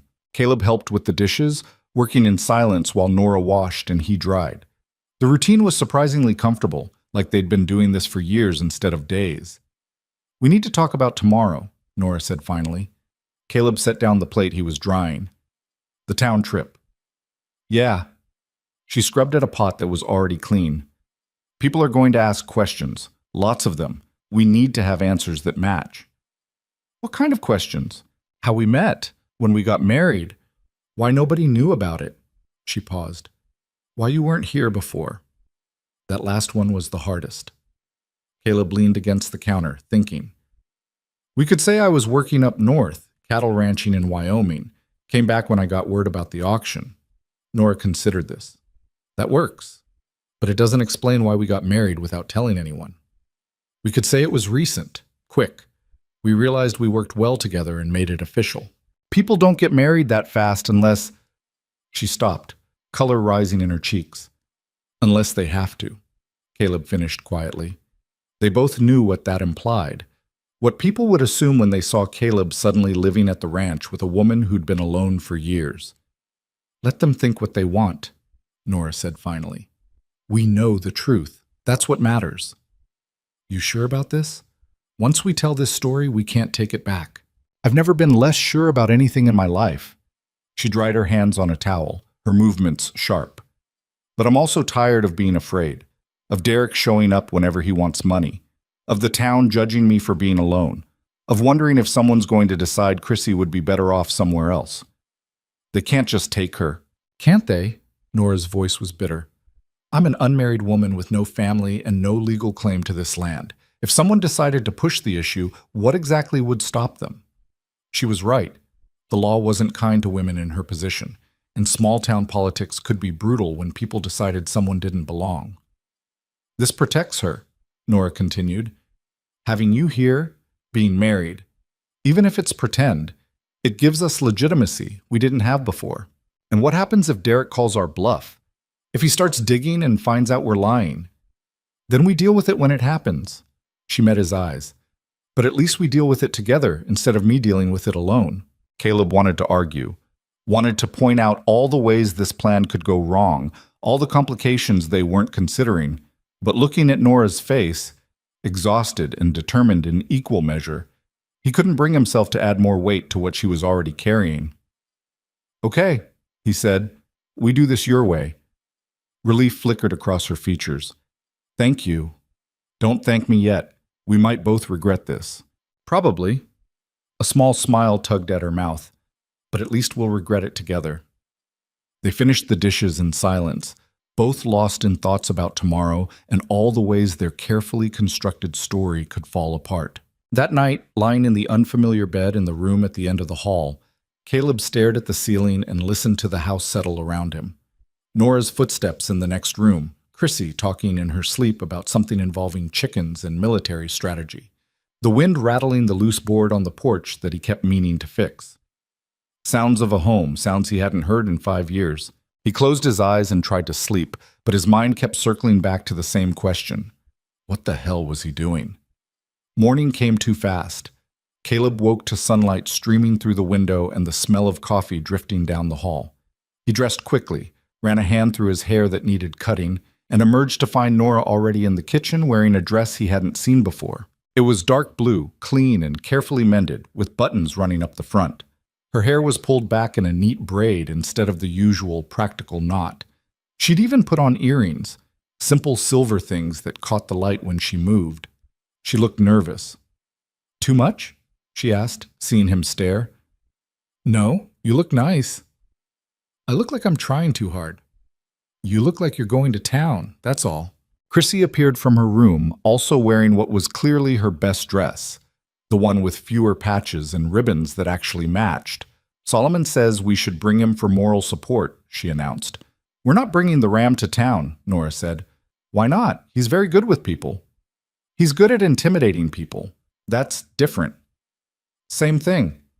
"It's really not." They argued about Solomon's diplomatic capabilities while Caleb hitched the wagon. He'd suggested they take it instead of riding horses, thinking it would look more like a family outing, more normal. The ride into town took just over an hour. Chrissy talked the entire time, pointing out landmarks and providing commentary on everything from cloud shapes to the optimal strategy for avoiding mud puddles. Nora sat beside Caleb on the bench seat, her hands folded in her lap, gripping each other tight enough that her knuckles had gone white. "Breathe," Caleb said quietly. "I am breathing." "You're holding your breath and calling it breathing." She exhaled deliberately. "Better?" "Marginally." As they got closer to town, other wagons and riders appeared on the road. People heading to the general store or the church or just out visiting neighbors. Every single one of them stared when they passed. News traveled fast in small places. By now, everyone probably knew that Nora Vale had a man living at her ranch. They were all dying to see who he was. Caleb kept his eyes forward and his expression neutral, like being stared at was the most natural thing in the world. They pulled up in front of the general store just before noon. The building was busy. Women with baskets, men loading supplies, children running around causing controlled chaos. Everything stopped when Caleb helped Nora down from the wagon. Complete, total silence. Everyone stared. Nora's hand tightened on Caleb's arm, her nails digging in even through his shirt sleeve. He could feel her shaking. "Easy," he murmured. This was a mistake. Too late now. Deputy Ward emerged from the crowd, his expression carefully neutral, but his eyes sharp and assessing. "Mrs. Vale," he said, "didn't expect to see you in town today." "We needed supplies," Nora said. Her voice was steadier than Caleb expected. "I see." Ward's gaze shifted to Caleb. "Mr. Mercer." "Deputy." "Funny thing, I heard some interesting news yesterday. Something about you paying off taxes and claiming primary residence at the old Mercer Ranch. News travels fast. In small towns, it's the only thing that moves faster than gossip." Ward crossed his arms. "So I guess my question is, what's your arrangement here?" This was it. The moment where they either sold the lie or got caught trying. Caleb felt Nora take a breath beside him. Then she spoke, her voice carrying across the suddenly silent street. "Caleb is my husband." The crowd erupted. Not loudly. This was a proper town with proper people. But the murmur of shocked conversation rolled through the assembled crowd like thunder. Ward's eyebrows climbed toward his hairline. "Your husband?" "That's right." "When exactly did this happen?" "Recently," Caleb said, stepping in before Nora had to answer. "I've been working up north the past few years. Came back when I heard about the auction. Nora and I decided it made sense to make things official." "Make things official," Ward repeated slowly. "You two barely know each other." "We know each other well enough." A woman pushed through the crowd, tall, thin, with the kind of pinched expression that suggested she found fault with most things in life. Caleb recognized the type. Every town had at least one person whose primary hobby was judging everyone else. "Nora Vale," the woman said, her voice dripping false sweetness. "Married. How unexpected." "Hello, Mrs. Patterson," Nora said tightly. "And to think, all this time we thought you were alone out there, raising that poor child without a father." Mrs. Patterson's eyes raked over Caleb. "Where exactly have you been, Mr. Mercer?" "Working." "For 5 years?" "It's a big country." "Indeed it is." She turned back to Nora. "And you never thought to mention you had a husband? All those times you came to town looking so tired and worn, you could have said something." "My personal life is my own business," Nora said. "Not when you're asking the church for charity. It's not." The words landed like a slap. Nora's face went pale. Caleb stepped forward, putting himself slightly between Nora and Mrs. Patterson. "My wife's never asked anyone for anything she didn't earn," he said quietly.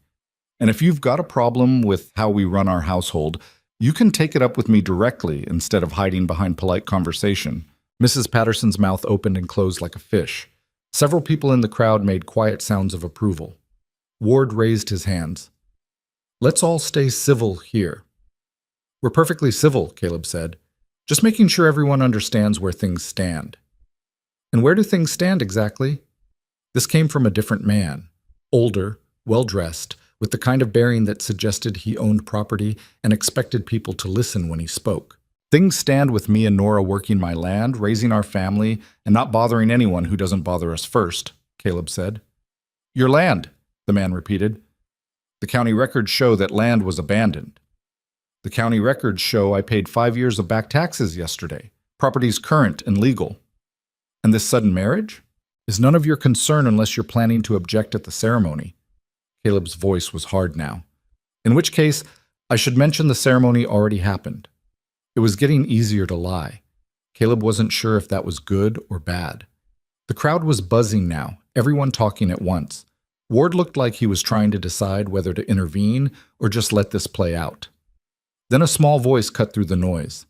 "My papa fixed our pump." Everyone turned. Chrissy stood beside the wagon, her chin raised defiantly. She'd been quiet until now, but apparently she'd decided the conversation needed her input. "He fixed the pump when it broke," she continued, "and he helped with the garden, and he scared away the mean man who kept asking Mama for money." Nora made a small sound of distress.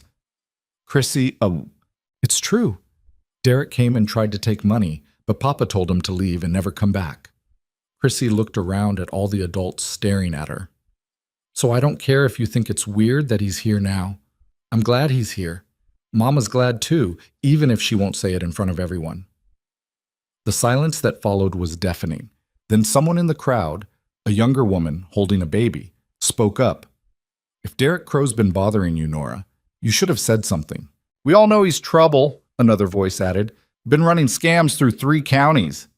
Mrs. Patterson looked like she'd just bitten into something sour. "Even so, the circumstances are highly irregular." "The circumstances are that a man came back to his own property and married a woman who'd been keeping it alive while he was gone," Ward interrupted. "Sounds pretty regular to me." He looked at Caleb and Nora, his expression still neutral, but something almost like approval in his eyes. "You two need anything else today, or are you done providing entertainment for the whole town?" "We need supplies," Nora said quietly. "Then we're leaving." "Good plan." Ward turned to the crowd. "Show's over, folks. Everyone back to your business." People dispersed slowly, still talking in hushed voices. Mrs. Patterson left with a final disapproving sniff. The man who'd questioned the marriage wandered off shaking his head. But not everyone looked hostile. A few people nodded to Nora as they passed. One woman even smiled. "That went better than I expected," Caleb muttered. "That was a disaster," Nora hissed back. "We're still standing. I'm calling it a win."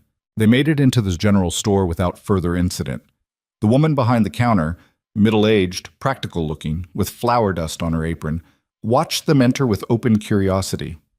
"Heard the commotion outside," she said. "You're braver than I thought, Nora Vale. Telling this town you got married after keeping it secret all this time." "Didn't seem relevant before," Nora said. "Uh-huh." The woman looked at Caleb. You the mysterious husband? Apparently. Well, congratulations. You picked a good one. Nora's got more backbone than most men I know. It was possibly the nicest thing anyone had said since they arrived.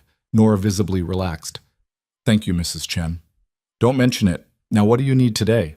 They bought flour, sugar, salt, and a few other staples they couldn't produce on the ranch.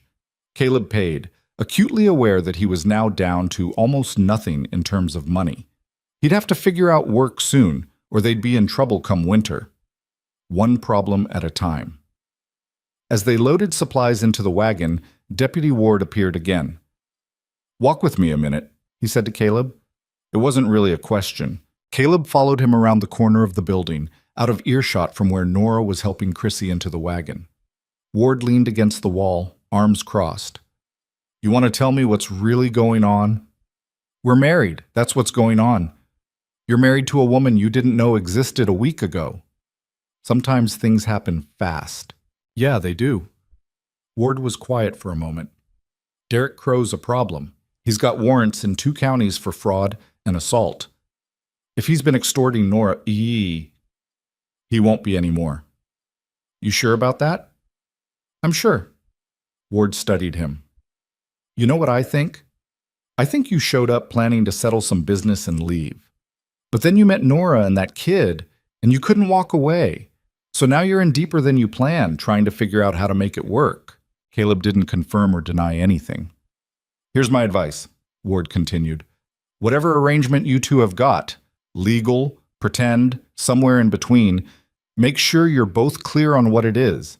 Because if Derek comes back, or if someone else decides to make trouble, you're going to need to present a united front. We will. Good. Ward pushed off the wall. For what it's worth, I think you're doing the right thing. Nora deserves someone looking out for her. Just make sure you're actually doing that, not just playing the role. He walked away before Caleb could respond. The ride back to the ranch was quieter.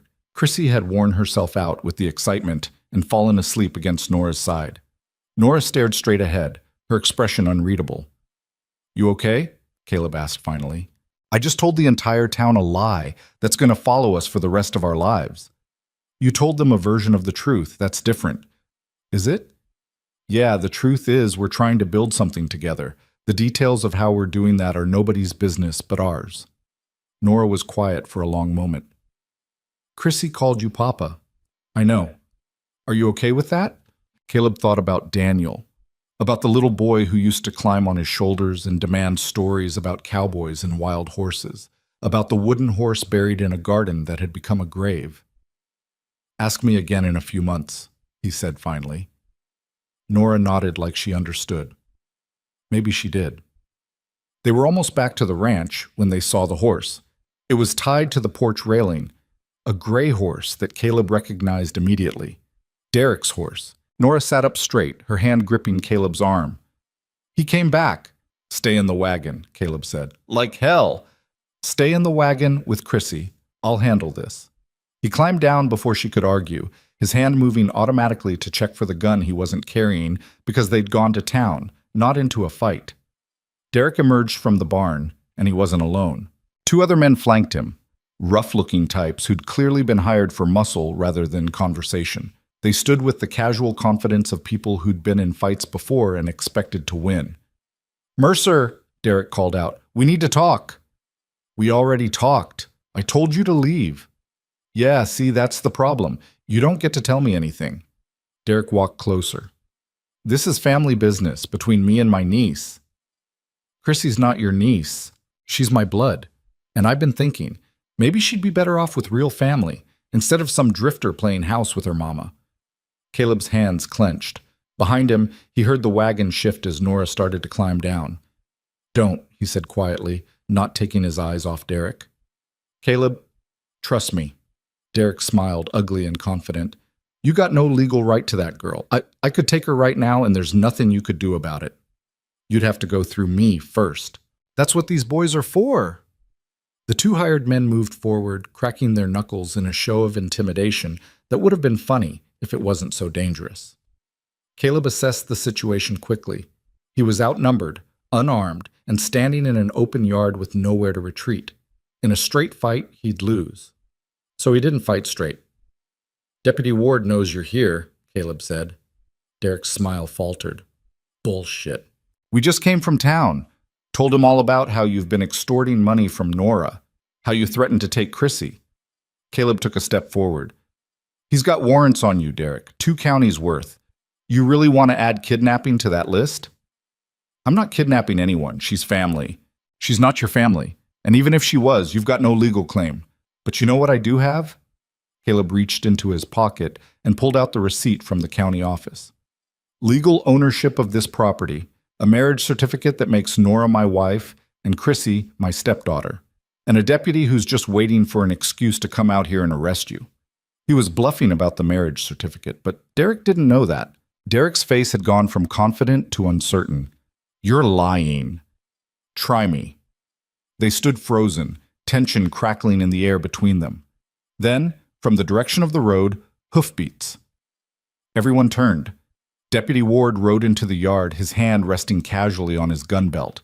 Behind him came 3 other men, ranchers from neighboring properties, solid and serious.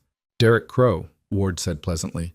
Funny seeing you here, especially since I've got paperwork saying you're wanted for questioning in 2 counties. Derek's face went white. I'm just visiting family. You don't have family here. What you've got is a history of threatening women and trying to extort money. Ward dismounted slowly. So here's what's going to happen. You and your friends are going to ride out of this valley. And if I see you around here again, I'm arresting you on sight. We clear? Derek looked at his hired muscle. They were already backing toward their horses. This isn't over, Derek said to Caleb. Yeah, Ward cut in. It really is. Move along, Crow. Derek stood there for another few seconds, trying to salvage some dignity from a situation that had turned completely against him. Then he spun and stalked to his horse, his hired men scrambling after him. They watched him ride away, disappearing over the ridge. Ward turned to Caleb. You knew I was coming. Hoped you were coming. Didn't know for sure. Mrs. Chen sent her son to get me right after you left town. Said she had a feeling there might be trouble. He smiled slightly. Small towns. Everyone knows everything. Thank you, Nora said quietly. She'd climbed down from the wagon despite Caleb's instructions. Chrissy held tight against her side. Don't thank me. Thank your neighbors. Ward gestured to the 3 men who'd come with him. They volunteered to ride out here soon as they heard Derek might be causing problems. One of the ranchers, an older man with a weathered face, nodded to Nora. You've been a good neighbor, Mrs. Mercer. Quiet, respectful. We look after our own out here. Mrs. Mercer. The name settled over Nora like a coat that didn't quite fit yet, but might eventually. The men didn't stay long. They'd come to make a point that Nora wasn't alone, that the community would stand up for her. And once that point was made, they had their own work to get back to. Ward lingered a moment longer. He won't be back, he said. Derek's smart enough to know when he's beaten, but if he does show up again, you let me know immediately. We will, Caleb said. Ward nodded, mounted his horse, and rode off. Silence settled over the yard. Chrissy was the first to speak. That was scary. Yeah, Nora said, her voice shaking. It was. But we're okay now, right? We're okay. Caleb started unhitching the wagon, his hands moving automatically while his mind processed everything that had just happened. They'd gone to town as strangers, pretending to be married. They'd come back as something more complicated. A family in the eyes of the law and the community, even if the paperwork didn't quite match the reality yet. That night, after Chrissy was asleep and the ranch had settled into quiet, Caleb found Nora sitting on the porch steps. She was staring out at the dark valley, a shawl wrapped around her shoulders. He sat down beside her without asking permission. Hell of a day, he said. Yeah. They sat in silence for a while, listening to the night sounds. Solomon was out there somewhere, patrolling, keeping watch. Thank you, Nora said finally, for standing up to Derek, for... She trailed off. For all of it. You don't have to thank me. Yes, I do. She turned to look at him. You could have left. After you paid the taxes, you could have just walked away and let me deal with all this mess alone. I could have, Caleb agreed. But I didn't. Why? It was the same question she'd asked before. And Caleb still didn't have a complete answer. Because leaving made sense 5 years ago, and look where it got me, he said slowly. Maybe staying doesn't make sense now, but maybe that's the point. Nora was quiet, processing this. We should probably make it legal, she said finally. The marriage. If we're going to keep telling people we're married, we should actually do it. Caleb's stomach dropped. Nora. It's practical, protects us both legally, gives Chrissy legitimate claim to the property if something happens to either of us. She was using her business voice, the one that made difficult things sound reasonable. We don't have to make it complicated. Just a simple ceremony in front of Ward. Make it official. That's not something you do just for paperwork. Why not? People get married for practical reasons all the time. Land, security, survival. She met his eyes. This would be all three. She was right. It made perfect sense. And it felt completely wrong in a way Caleb couldn't articulate. Think about it, Nora said, standing up. That's all I'm asking. Just think about it. She went inside, leaving Caleb alone on the porch with a question he wasn't ready to answer. He stayed there for a long time, looking at the stars and thinking about Rebecca and Daniel, about the life he'd lost and the life that was somehow forming in its place, about whether it was possible to build something real on top of a foundation made of lies and compromises and desperate choices. The answer didn't come that night, but somewhere in the darkness, Solomon made his rounds, and the ranch kept breathing, and the world continued turning despite Caleb's uncertainty. That would have to be enough for now. 3 weeks passed before Caleb gave Nora an answer about the marriage, and in that time the ranch settled into a rhythm that felt less like pretending and more like actually living. Caleb fixed the loose board on the porch, repaired the chicken coop door that had been hanging crooked for months, helped Nora plant late-season vegetables in the garden where his wife and son were buried, and somehow that felt less like desecration and more like continuation. Chrissy started calling him Papa without the awkward pause she'd had before, like the word had finally found its proper place in her vocabulary. Solomon tolerated his presence with what might have been grudging respect, which Caleb counted as a significant victory. And Nora stopped looking at him like he might disappear any moment. They were sitting at the kitchen table on a Tuesday morning, reviewing what supplies they'd need for winter, when Caleb finally said it. Okay. Nora looked up from her list. Okay, what? The marriage. Let's make it legal. Her pencil stopped moving. You're serious? You were right. It's practical. It protects all of us. He paused. And I'm tired of lying. This would still be a lie, just a legal one. No. Caleb shook his head. The lie was pretending this was temporary, that I was going to leave once things settled down. Making it legal is just admitting what's already true. Nora stared at him for a long moment, her expression complicated. What's already true? That I'm staying. That this is home now. That you and Chrissy are... He stopped, not quite able to finish the sentence. Are what? Her voice was quiet. Are the reason I'm staying. The words hung between them, more honest than Caleb had intended, more revealing. Nora's eyes were shining, though whether from tears or something else, Caleb couldn't tell. We should talk to Deputy Ward, she said finally. See what needs to be done. Yeah, we should. They rode to town the next day, just the two of them. Chrissy stayed behind with a neighbor woman who'd started coming by occasionally, her earlier suspicions apparently replaced by something closer to acceptance. The trip was quiet, not uncomfortable, but weighted with the understanding that they were about to make permanent something that had started as desperation and evolved into something neither of them quite knew how to name. Deputy Ward was in his office, reviewing paperwork that looked mind-numbingly boring. He glanced up when they entered, took one look at their faces, and sighed. Let me guess. You want to make the marriage official. How did you... Nora started. Because I'm not stupid, and because you two have been walking around town for 3 weeks looking like you're trying to convince yourselves of something. He leaned back in his chair. The question is whether you're doing this because you want to or because you think you have to. Does it matter? Caleb asked. Yeah, it does. Because marriage isn't something you do just to solve problems. It's something you do when you're ready to create new ones together. It was possibly the most philosophical thing Caleb had ever heard a lawman say. We're ready, Nora said firmly. Ward looked at her, then at Caleb. You both sure about this? No, Caleb said honestly. But I'm sure about staying, and I'm sure about protecting them. The rest we'll figure out as we go." Ward nodded slowly. "Good enough. I can have the paperwork ready by tomorrow. You'll need 2 witnesses." "Can we do it quietly?" Nora asked. "Without the whole town watching?" "You want quiet. We do it right here. Office wedding. Simple and legal." Ward pulled out a form. "Won't be fancy." "We don't need fancy," Caleb said. They arranged it for Friday afternoon. Ward would officiate, and they'd bring 2 neighbors as witnesses, people who'd been kind since the incident with Derek, who wouldn't judge or gossip. The ceremony took less than 10 minutes.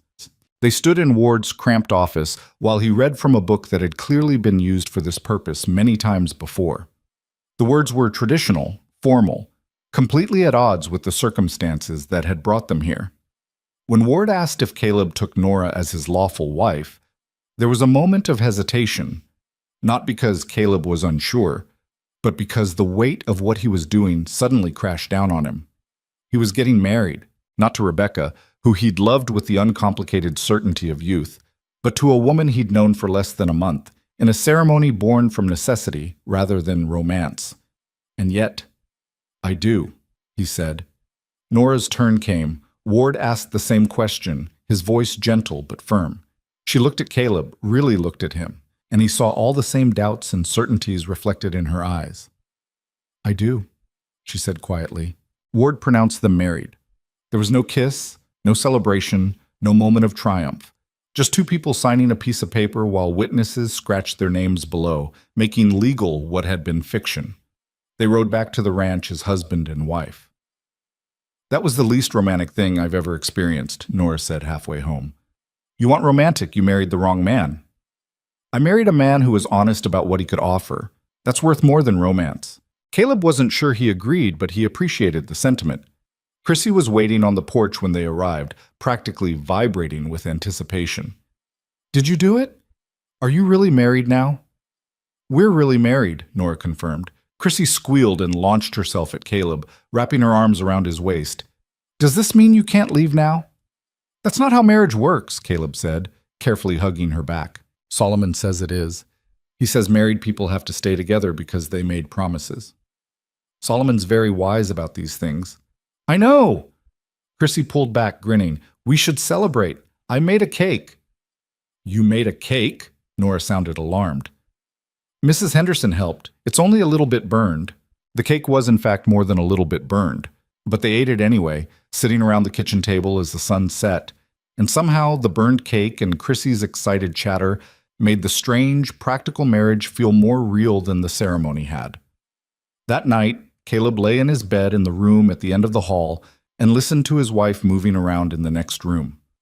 His wife. The word still felt foreign. He'd thought about suggesting they share a room, now that they were legally married. But something held him back. The sense that whatever they were building here needed to happen slowly, carefully, without forcing something that wasn't ready yet. Nora seemed to feel the same way. She hadn't mentioned sleeping arrangements, and Caleb was grateful for that restraint. They had time. Winter came early that year, sweeping down from the mountains with snow that turned the valley white and silent. Caleb had worried about whether they'd have enough supplies, enough firewood, enough of everything needed to survive the cold months. But Nora had been preparing for winters alone for 3 years. She knew exactly what was required. They fell into routines. Caleb chopped wood while Nora preserved vegetables. They took turns keeping the fire going, checking on animals, making sure Chrissy stayed warm and fed and entertained during the long days when going outside meant risking frostbite. Solomon grew a winter coat that made him look even more massive and ridiculous. Chrissy insisted on braiding ribbons into his wool, which the ram tolerated with the patience of a saint. "He looks like he's going to a party," Caleb observed one afternoon. "He's representing the ranch," Chrissy said seriously. "Appearances matter." "Who exactly is he representing us to?" "The coyotes. They need to know we're a sophisticated operation." Nora was laughing behind her hand, trying not to encourage this logic. The first real storm hit in late November, dumping 3 feet of snow overnight. Caleb woke to a world transformed, everything buried and quiet. He found Nora already in the kitchen, making coffee and looking worried. "The barn," she said. "If the roof can't handle the weight, I'll check it. Caleb bundled up and waded through snow that came up to his knees. The barn roof was holding, but barely. He spent the next 2 hours shoveling snow off the top, his hands going numb despite gloves. When he finally made it back inside, Nora had hot soup waiting and a fire burning bright. "You didn't have to do that alone," she said. "Yeah, I did. You were keeping Chrissy warm. We could have helped after." "It's done now." She studied him for a moment, then nodded. "Thank you." These small moments of gratitude were becoming more common, less formal, more genuine. Christmas came and went. They didn't have money for presents, but Chrissy made drawings for both of them. Caleb got a picture of himself and Solomon standing guard over the ranch. Nora got one of the three of them in the garden. Caleb carved a small wooden bird for Chrissy, working on it late at night when everyone else was asleep. It wasn't as nice as the horse he'd made for Daniel years ago, but it was honest work from his hands, and Chrissy treated it like treasure. Nora knitted scarves for both of them, the stitches uneven but warm. It was the best Christmas Caleb had experienced in 5 years. January brought bitter cold and cabin fever. They were trapped inside for days at a time, and the house felt smaller with each passing hour. Chrissy developed a cough that wouldn't quit. Nora tried every remedy she knew, honey, steam, herbs, but nothing worked.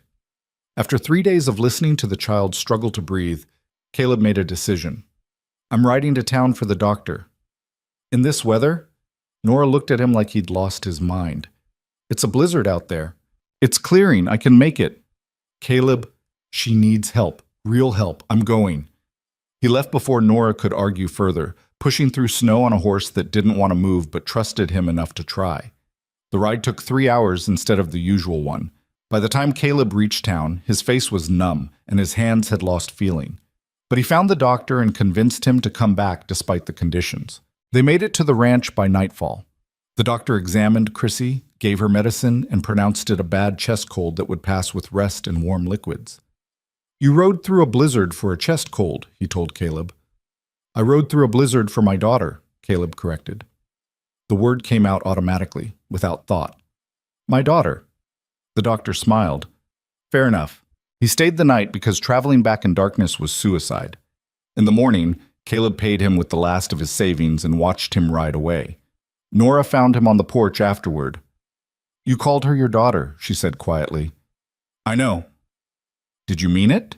Caleb thought about Daniel, about the boy he'd lost and would never stop missing. And then he thought about Chrissy, who'd inserted herself into his life with all the subtlety of a freight train, who talked to a ram like he was people, who'd looked at Caleb with complete trust when he'd promised to protect her. "Yeah," he said. "I meant it." Nora's hand found his, cold and small, but certain. They stood like that for a long time, watching the sun rise over snow-covered land. Spring arrived eventually, the way it always did, slowly, then all at once. Snow melted, revealing the brown earth underneath. Birds returned. The garden plot emerged from its winter burial, ready to be worked again. Caleb and Nora planted together, their hands moving in synchronized patterns that came from weeks of working side by side. Chrissy helped, mostly by providing running commentary and occasionally putting seeds in the actual holes instead of feeding them to Solomon. "We should plant more tomatoes this year," Nora said. "They did well last season." "More carrots, too. Chrissy actually eats those. Only when she doesn't know they're carrots. Then we'll keep calling them orange mystery vegetables." Nora laughed, and the sound still surprised Caleb every time he heard it. She didn't laugh often, but when she did, it transformed her entire face. They were halfway through planting when Caleb's shovel hit something hard. He knelt down, brushing away dirt carefully. Another piece of his old life, probably. More remnants of people who didn't exist anymore. But what he found was a small metal box, rusted but intact. Nora saw his expression change. "What is it?" "I don't know." He pried open the box carefully. Inside were letters. Not many, maybe a dozen, tied with a ribbon that had survived burial better than it should have. Caleb recognized Rebecca's handwriting immediately. His hands started shaking. "You don't have to read them," Nora said softly. "We can bury them again." But Caleb was already unfolding the first letter. It was dated a week before the fire. Rebecca writing to her sister back east, talking about the ranch and their plans and how Daniel was growing so fast. Normal things. Happy things. The last line stopped Caleb's heart.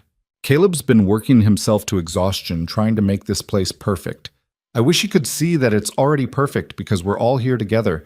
That's all that matters. He read through all the letters. Rebecca's voice coming through so clearly it hurt, talking about ordinary days, small frustrations, big dreams. And in every letter, some variation of the same message, that the ranch didn't matter as much as the people on it, that perfection was impossible and trying to achieve it was stealing time from what was actually important. When Caleb finally looked up, his face was wet. Nora was sitting beside him, waiting. She knew, Caleb said. She knew I was killing myself trying to make everything perfect. And she was trying to tell me it didn't matter. What happened to them? Nora asked gently. The fire. What really happened? Caleb had never told anyone the full story, had barely let himself think it. But here, in the garden where they were buried, with letters from Rebecca in his hands, the words finally came. I'd been working on the barn all day, reinforcing beams, fixing supports. Rebecca asked me to come inside, spend time with Daniel before bed, but I said I needed to finish. His voice cracked. Just 1 more hour, that's what I told her. 1 more hour, and I'd be done. Nora's hand found his shoulder. The lantern in the barn fell. I don't know how. Maybe I knocked it over when I was moving lumber. Maybe the wind caught it. Doesn't matter. By the time I smelled smoke, the whole structure was burning. He closed his eyes, but the images were still there. Would always be there. I ran to the house, got Rebecca and Daniel outside. Thought we were safe. But Daniel's horse, that wooden horse I made him, was still inside. He ran back in to get it before I could stop him, and Rebecca ran after him. Caleb's hands were shaking so badly he had to set down the letters. I tried to go in, tried to get them out, but the smoke was too thick, the heat too intense. By the time I finally made it through, they were gone. Both of them. Dead because I needed 1 more hour to make the barn perfect. Nora pulled him against her, and Caleb broke. 5 years of held grief finally pouring out in a garden he'd once built with hope, and was now rebuilding with something he couldn't name yet. It wasn't your fault, Nora said fiercely. You didn't set the fire. You didn't tell Daniel to run back inside. You didn't cause this. I should have been with them instead of working. You were doing what you thought you needed to do to provide for your family. That's not a crime. They died because of it. They died because of an accident, a terrible, unfair accident. Nora pulled back, forcing him to look at her. And you've been punishing yourself ever since, running from anything that felt like happiness because you thought you didn't deserve it. She was right. Caleb knew she was right. Rebecca's letters keep saying the same thing, Nora continued. That perfection doesn't matter, that being present matters, and you're still not listening to her. What do you mean? You're here, Caleb. You're present. You're building something new while honoring what came before. She gestured at the garden. This land holds your past, but it's also growing our future. Both can be true. Caleb looked around, at the neat rows they'd planted together, at Chrissy chasing Solomon through the far field, at the house that had been a tomb and was now a home. I don't know how to let go, he said quietly. You don't have to let go. You just have to make room. Nora picked up one of Rebecca's letters carefully. She loved you. That love doesn't go away just because she's gone, but it also doesn't mean you can't love again. The implication hung in the air between them. Caleb looked at Nora, this woman who'd fought to survive on land she didn't own, who'd rebuilt his ranch with her own hands, who'd married him out of necessity and stayed out of something that was starting to feel like choice. I don't know if I know how anymore, he admitted.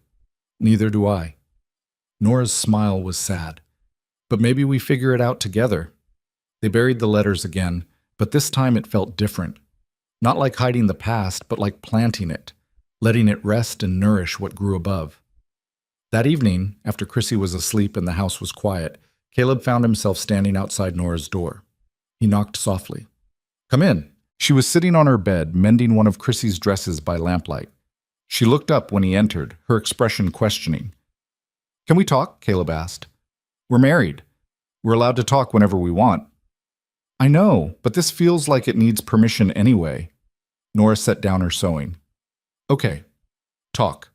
Caleb sat in the chair by her window, trying to organize thoughts that kept scattering. When we got married, I told myself it was just practical. Legal protection, nothing more. He met her eyes. I was lying. I know. You know. Caleb, I've been watching you for months, watching you fix things around the ranch, watching you with Chrissy, watching you try to convince yourself you're just here out of obligation.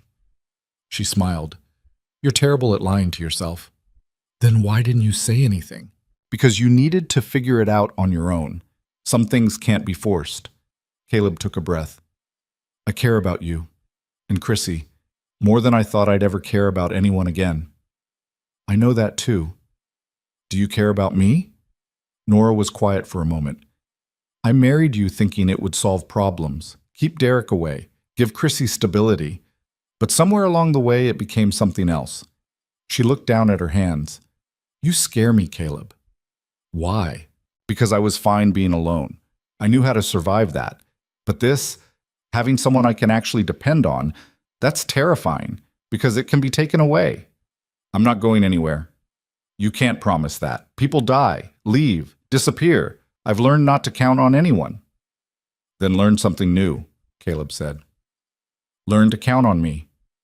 Nora's eyes were shining again. That's a big ask. I know, but I'm asking anyway. They sat in silence, the lamplight flickering between them. I don't know how to do this, Nora said finally. Be married for real instead of for survival. Me neither, but I'm willing to try if you are. Nora stood up, crossed the room, and sat on the arm of his chair, close enough to touch but still maintaining distance. Okay, she said, we try.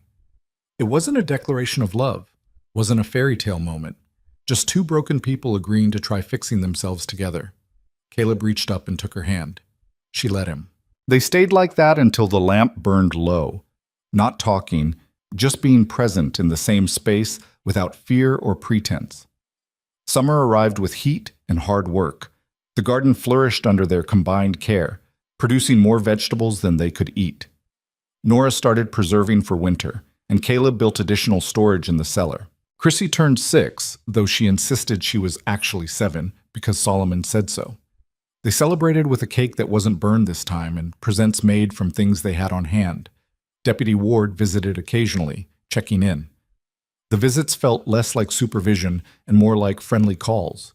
He'd share news from town, accept coffee, and leave without prying into their personal business. You two seem to be making it work, he observed one afternoon. We're trying, Nora said. That's all anyone can do. Derek never came back. Word filtered through town that he'd been arrested 2 counties over for trying to run the same extortion scheme on someone less patient than Nora. He was serving time now and wouldn't be anyone's problem for years. Caleb felt something release in his chest when he heard that news. One less threat hanging over them. One evening in late August, Caleb was working in the garden when Nora came out and sat beside him in the dirt. I need to tell you something, she said. Her tone made Caleb's stomach drop. What's wrong? Nothing's wrong. She took a breath. Chrissy asked me today why you and I don't sleep in the same room like married people are supposed to. What did you tell her? That we're figuring things out our own way. But it got me thinking. Nora pulled at a weed that wasn't actually there.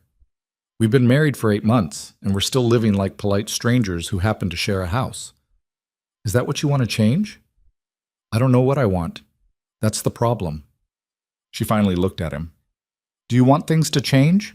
Caleb thought about waking up alone every morning in a room that still felt temporary, about the careful distance they maintained even while working side by side, about how they'd built a partnership but stopped short of anything deeper. Yeah, he said, I do. Then maybe we should stop being scared. Easier said than done. Everything worth doing is. That night, Nora knocked on Caleb's door. Can I come in? He was sitting on the bed, about to blow out his lamp. Yeah. She entered hesitantly, like she was violating some unspoken boundary. They stood there awkwardly. 2 people married for months, but still navigating basic intimacy. I don't know how to do this, Nora said finally. Do what? Be close to someone. Trust someone. She wrapped her arms around herself. Everyone I've ever trusted has hurt me or left. I don't know how to believe you're different. Caleb stood up slowly, giving her time to retreat if she wanted. When she didn't move, he closed the distance between them. I can't promise I won't hurt you sometimes, he said quietly. People hurt each other even when they're trying not to, but I can promise I won't leave. And I can promise I'll keep trying, even when it's hard. Nora looked up at him, searching his face for something. Why? Because you and Chrissy are my family now, and family is worth the hard parts. She leaned forward, resting her forehead against his chest. Caleb wrapped his arms around her carefully, like she might break. They stood like that for a long time, just holding each other in the lamplight. When Nora finally pulled back, her eyes were red but clear. I'm not ready for you to move into my room, she said. Not yet. That's okay, but maybe we could start with other things, small things. Like what? Like not being afraid to touch each other during the day. Like eating breakfast together without it feeling like a business meeting. Like, she paused, like trying to be married in all the ways that matter, not just the legal ones. I can do that, Caleb said. Nora smiled, real and genuine. Good. She left, and Caleb lay down feeling lighter than he had in months. The change was gradual after that. Small touches became common, a hand on the shoulder, fingers brushing while passing plates. They started sitting closer at meals, on the porch, in the evenings. Conversation flowed easier, less guarded. Chrissy noticed immediately and approved with the authority of someone who understood relationship dynamics far better than she should at 6 years old. Solomon says you two are finally acting normal, she announced one morning. And what's normal according to Solomon? Nora asked.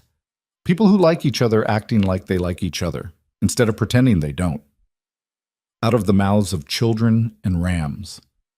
Fall arrived with cool air and the knowledge that they'd successfully made it through a full year together.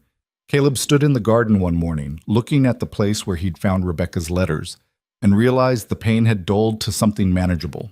He would always miss them. Rebecca and Daniel would always be part of him, but they weren't all of him anymore. Nora found him there, as she often did. She had a habit of knowing when he needed company without being asked. You okay? She asked. Yeah, I actually am. She smiled and took his hand. They stood together in the garden that held the past and grew the future, and Caleb felt something shift inside his chest, not healing exactly, more like settling, finding a new arrangement that made room for all of it, grief and hope, loss and love, the people who were gone and the people who were here. I love you, he said. The word surprised both of them. Nora's eyes went wide. What? I love you, Caleb repeated, more certain now. I didn't mean to, didn't plan on it, but I do. Nora was quiet for a long moment, processing. I love you too, she said finally, and it terrifies me. Me too. They laughed, because it was either that or cry, and they'd both done enough crying. Caleb pulled her close and kissed her. It was their first real kiss. Not a peck on the cheek or a brush of lips at their practical wedding, but an actual kiss full of all the complicated emotions they'd been dancing around for a year. When they pulled apart, Chrissy was watching from the porch with Solomon beside her. Finally, she shouted. Solomon's been saying you two needed to kiss for like 3 months now. Solomon needs to mind his own business, Caleb called back. This is his business. Family happiness is part of his security responsibilities. Nora was laughing, her face pressed against Caleb's shoulder. That night, Nora appeared at Caleb's door again. But this time she didn't just stand there talking. She came inside, and she stayed. Winter came again, but it felt different this time. Less like surviving and more like living. They worked together, ate together, slept together in the same bed where Caleb had spent months alone. Chrissy declared it the best winter ever, primarily because Solomon had allowed her to knit him a hat. He looks ridiculous, Caleb observed. He looks distinguished, Chrissy corrected. There's a difference. The ram, wearing a lopsided green hat with a pom-pom, somehow maintained his dignity. Spring returned, bringing with it the anniversary of Caleb's arrival. 1 year since he'd ridden into the valley expecting ashes and finding life instead. They were in the garden together, all 3 of them plus Solomon supervising, when Nora spoke up. I've been thinking about something. Dangerous, Caleb teased. She swatted his arm. I'm serious. I want to plant something here, for Rebecca and Daniel. Caleb went still. Not a grave marker, Nora continued quickly. Just something living, something beautiful. So this spot is about growth, not just loss. Caleb looked at the patch of earth where he'd found the wooden horse, the locket, the letters, the place where his first family rested and his second family worked. What kind of something? He asked. Wildflowers, maybe. The kind that come back every year without needing much care. I like that. They planted wildflower seeds together, Chrissy helping with the solemnity of someone who understood this mattered even if she didn't fully understand why. Will they be pretty? She asked. Very pretty, Nora said. Good. Everyone deserves pretty things growing where they are. It was possibly the wisest thing anyone had said about grief that Caleb had ever heard. That evening, sitting on the porch with Nora beside him, and Chrissy asleep inside and Solomon patrolling the yard, Caleb felt something he hadn't felt in 5 years. Peace. Not the absence of pain. The pain would always be there, a scar that never fully faded. But acceptance. Understanding that life continued even after loss, and that continuing didn't mean forgetting. What are you thinking about? Nora asked. That I came here planning to bury the past. And I found out you can't bury it. You can only plant things on top of it and hope they grow. Nora leaned her head on his shoulder. That might be the most poetic thing you've ever said. Don't get used to it. Too late? They sat in comfortable silence as the sun set over the valley, painting everything in shades of gold and amber. The same colors Caleb remembered from before, but different now, richer, fuller. You know what I realized? Nora said. What? We built this whole life together while trying to convince ourselves it was temporary. All the structures, the routines, the way we worked together, we were creating something permanent while calling it practical. What's your point? My point is we're both idiots. Caleb laughed. Fair enough. But we're idiots together, and that's what matters. Inside the house, Chrissy called out that Solomon needed his goodnight inspection. It was part of their evening routine. The child would march outside, tell the ram about his security performance for the day, and award him ratings based on criteria only she understood. Caleb and Nora watched her conduct this serious business, both smiling. We should have another kid, Nora said suddenly. Caleb nearly fell off the porch. What? Not right away, but eventually. Chrissy should have siblings. Nora, I know it's scary, bringing new life into all this uncertainty. But that's what hope is, isn't it? Choosing to build futures even when the past hurt us. She was right, again. She had a habit of being right about the important things. Okay, Caleb said. Eventually. Eventually, Nora agreed. Chrissy finished her inspection and declared Solomon's performance satisfactory, but noted he needed to work on his awareness of squirrel activity in the northwest sector. The ram accepted this feedback with grace. They all went inside together, a family built from ashes and necessity and stubborn refusal to let circumstances define them. That night, lying in bed with Nora asleep beside him, Caleb thought about everything that had led to this moment. The fire that destroyed his first family, the 5 years of running, the letter from the county that brought him back, finding Nora and Chrissy living on land he'd abandoned. Any one of those things could have gone differently. Should have gone differently, maybe. But they hadn't. And somehow, through all the pain and mistakes and desperate choices, he'd ended up here, in a house that was home, with a woman he loved and a daughter who talked to rams and believed in their wisdom. It wasn't the life he'd planned, wasn't the life he'd lost.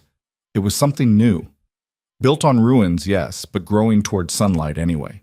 The wildflowers would bloom in spring, covering the ground where Rebecca and Daniel rested, and life would continue above them, because that's what life did. It continued, adapted, found new ways to grow even in impossible conditions. Caleb closed his eyes and let himself believe in that future. Morning would come, work would need doing, challenges would arise, but for now, in this moment, there was peace, and that was enough. Outside, Solomon made his final rounds of the evening. Inside, a family slept under the roof that had sheltered them through storms, both literal and figurative. And somewhere beneath the garden soil, seeds waited for spring, holding the promise of beauty yet to come. The ranch that had been a graveyard was home again, not in spite of what had been lost, but because of everything that had been found. And in the end, that made all the difference.